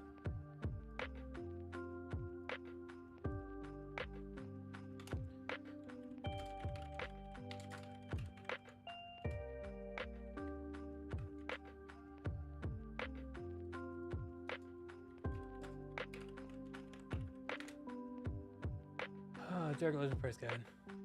Yeah. You know about Card Trader yet? Because Card Trader I like way more than Card Market, and there is a link below to where you can get a sign-up bonus for it. So yeah, I'm shilling a little bit here, but Card Trader is fucking awesome, dude. Like, I feel like Card Market is extremely clunky, where Card Trader is like a very nice, sleek interface. The card optimization and stuff, like, it's the same as TCG Player. So they took a bunch of stuff like that over, and they're doing all the OCG stuff, which is cool too. So just putting it out there, pretty sweet. All right, and they're also based out of Europe. Okay, so interesting enough, yeah, in English. Okay, so yeah, it's opposite here. So Dark Bribe is the most expensive at $71. Then Exodia, and this is what I was remembering, the Exodia being up there. Then Blue Eyes Ultimate at 35, and then Blue Eyes White Dragon at 34. Yeah, Card Trader is European. Unlike Card Market, you can use it if you're in the United States, but they're based out of Europe. So their whole system is based on mostly catering to Europe, but they're trying to do a worldwide market. How they work is you go in and you buy your cards, and they'll take all the cards that you purchase, it'll be shipped to their factory. They'll double check it for you and make sure everything is good, and then they ship it to you. So it'll order stuff from all over the world, and it'll come in one box. And it takes like a little bit longer with shipping, but you know, you can get all the stuff that you want. So they're really cool. Again, I think the sign up link is down below. It's worth making an account just in general. I've found some pretty cool deals on there because they're still growing as a company.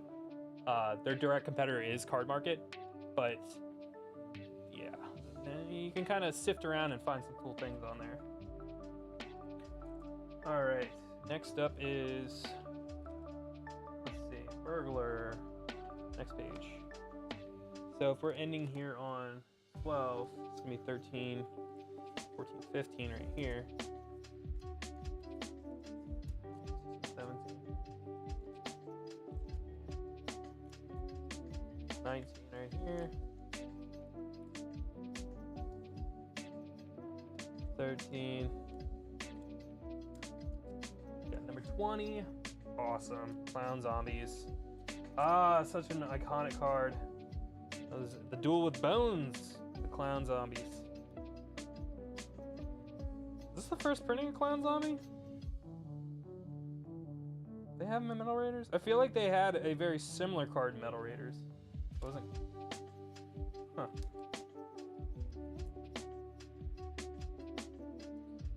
Okay, and then Thunder Nyan Nyan. Got a full play set of her.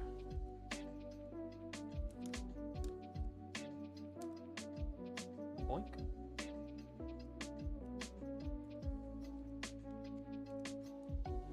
Soul.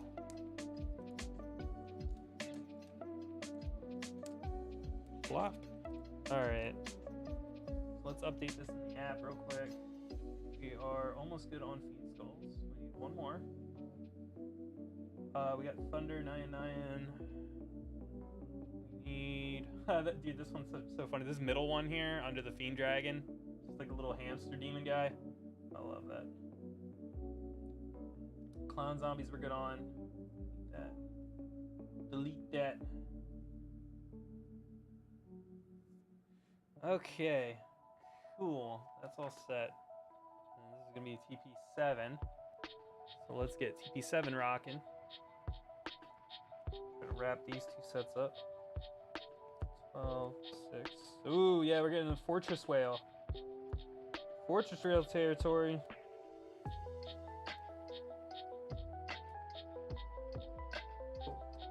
Millennium Golem's another one, dude. I just love that. Like, look, like, do you have a full playset of it now? Yes, dude. Oh, I have two, but that is such a sick vanilla card.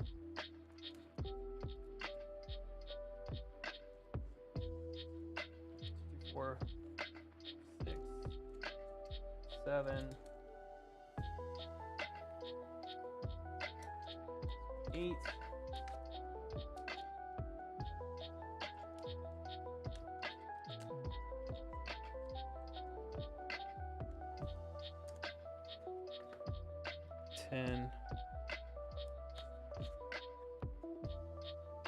Actually, until I fix this binder, I'm gonna have to. Yeah, I'm gonna have to figure out what's going on with the binder before I can do these last two pages. I don't want to throw everything in and then have to move it, you know? But I can at least penny sleep all this stuff up. In the meanwhile.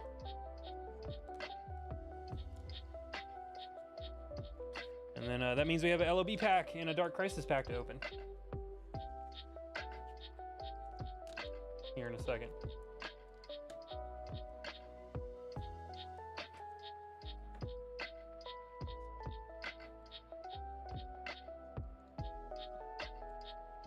Blue Dragon, I can't remember. Do you play at all, or do you mostly collect? And by play, I don't mean like you play like the newest format or anything, but just like, do you play the old school game? Do you have decks and stuff?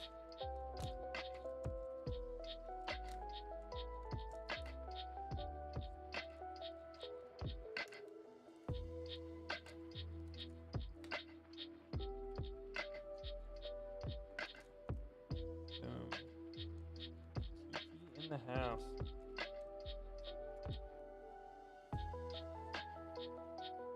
Master Duel only. Yeah, dude.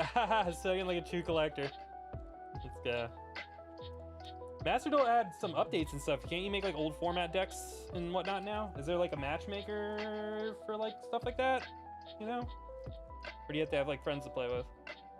'Cause it wouldn't be cool if I made a 2002 beatdown deck and then it put me up against, you know, Tier Elements. Tier Elements or something, right? Wouldn't want that to happen. Not be a good time. So I like some of the, like, YUGIOH Pro and stuff. You can just match make, like, old stuff.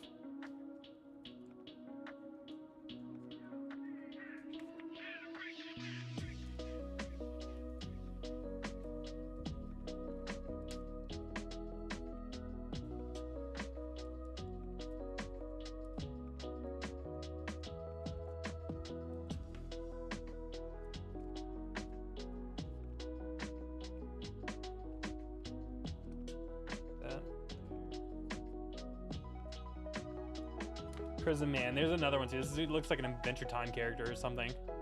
Prism Man.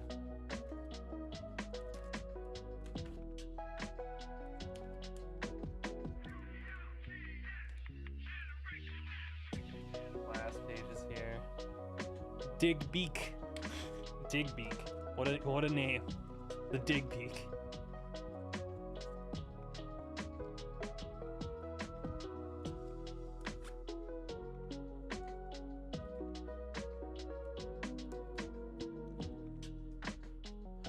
That means this is all gonna be tournament pack 8.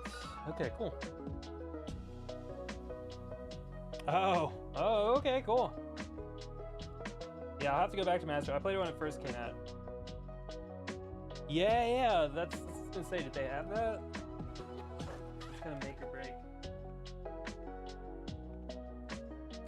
Yeah, I have the I have like my Master Duel friend code and stuff. All those are posted in the Discord, KP Discord. So I'm gonna start doing some more Master Duel stuff. I'm gonna try like some old decks and silly stuff on there and just see what happens for the channel. Just some fun stream stuff to do. But I'm asking because I just got like hip with gym tech or whatever. Like the boxes, like those super high quality boxes, deck boxes and sleeves that they make. It's like the GOAT format ones. There's like the Scapegoat. I had no idea that was a thing, and I just spent like $200 on tech boxes and stuff because I want to make some. Again, I want to do some old format stuff and things on the channel. So maybe even play Yu-Gi-Oh. How dare we?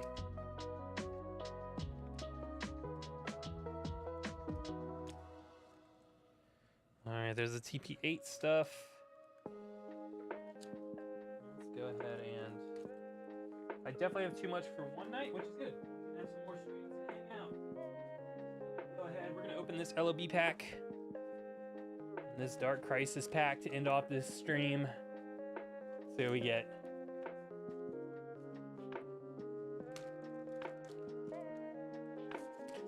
All right, let's start with a Dark Crisis. All the way from 2003, maybe 4? Mustering of the Dark Side. I want to say 2004. We'll find out. Let's go. 1 and 2, 3. Little Wingard. Jimi Hendrix Little Wing right there. Apparently not. I don't know. Apparently not.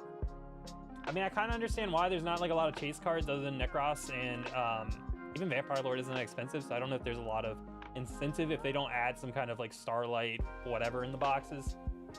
I don't know what the incentive is really for a lot of people to do Dark Crisis. All right, Mustering, Ray of Hope, really Eternal Rest, very Eternal Rest. Is that really the name of this card? Really? Guardian Keys. Although Dark Crisis is one of my all-time favorite sets.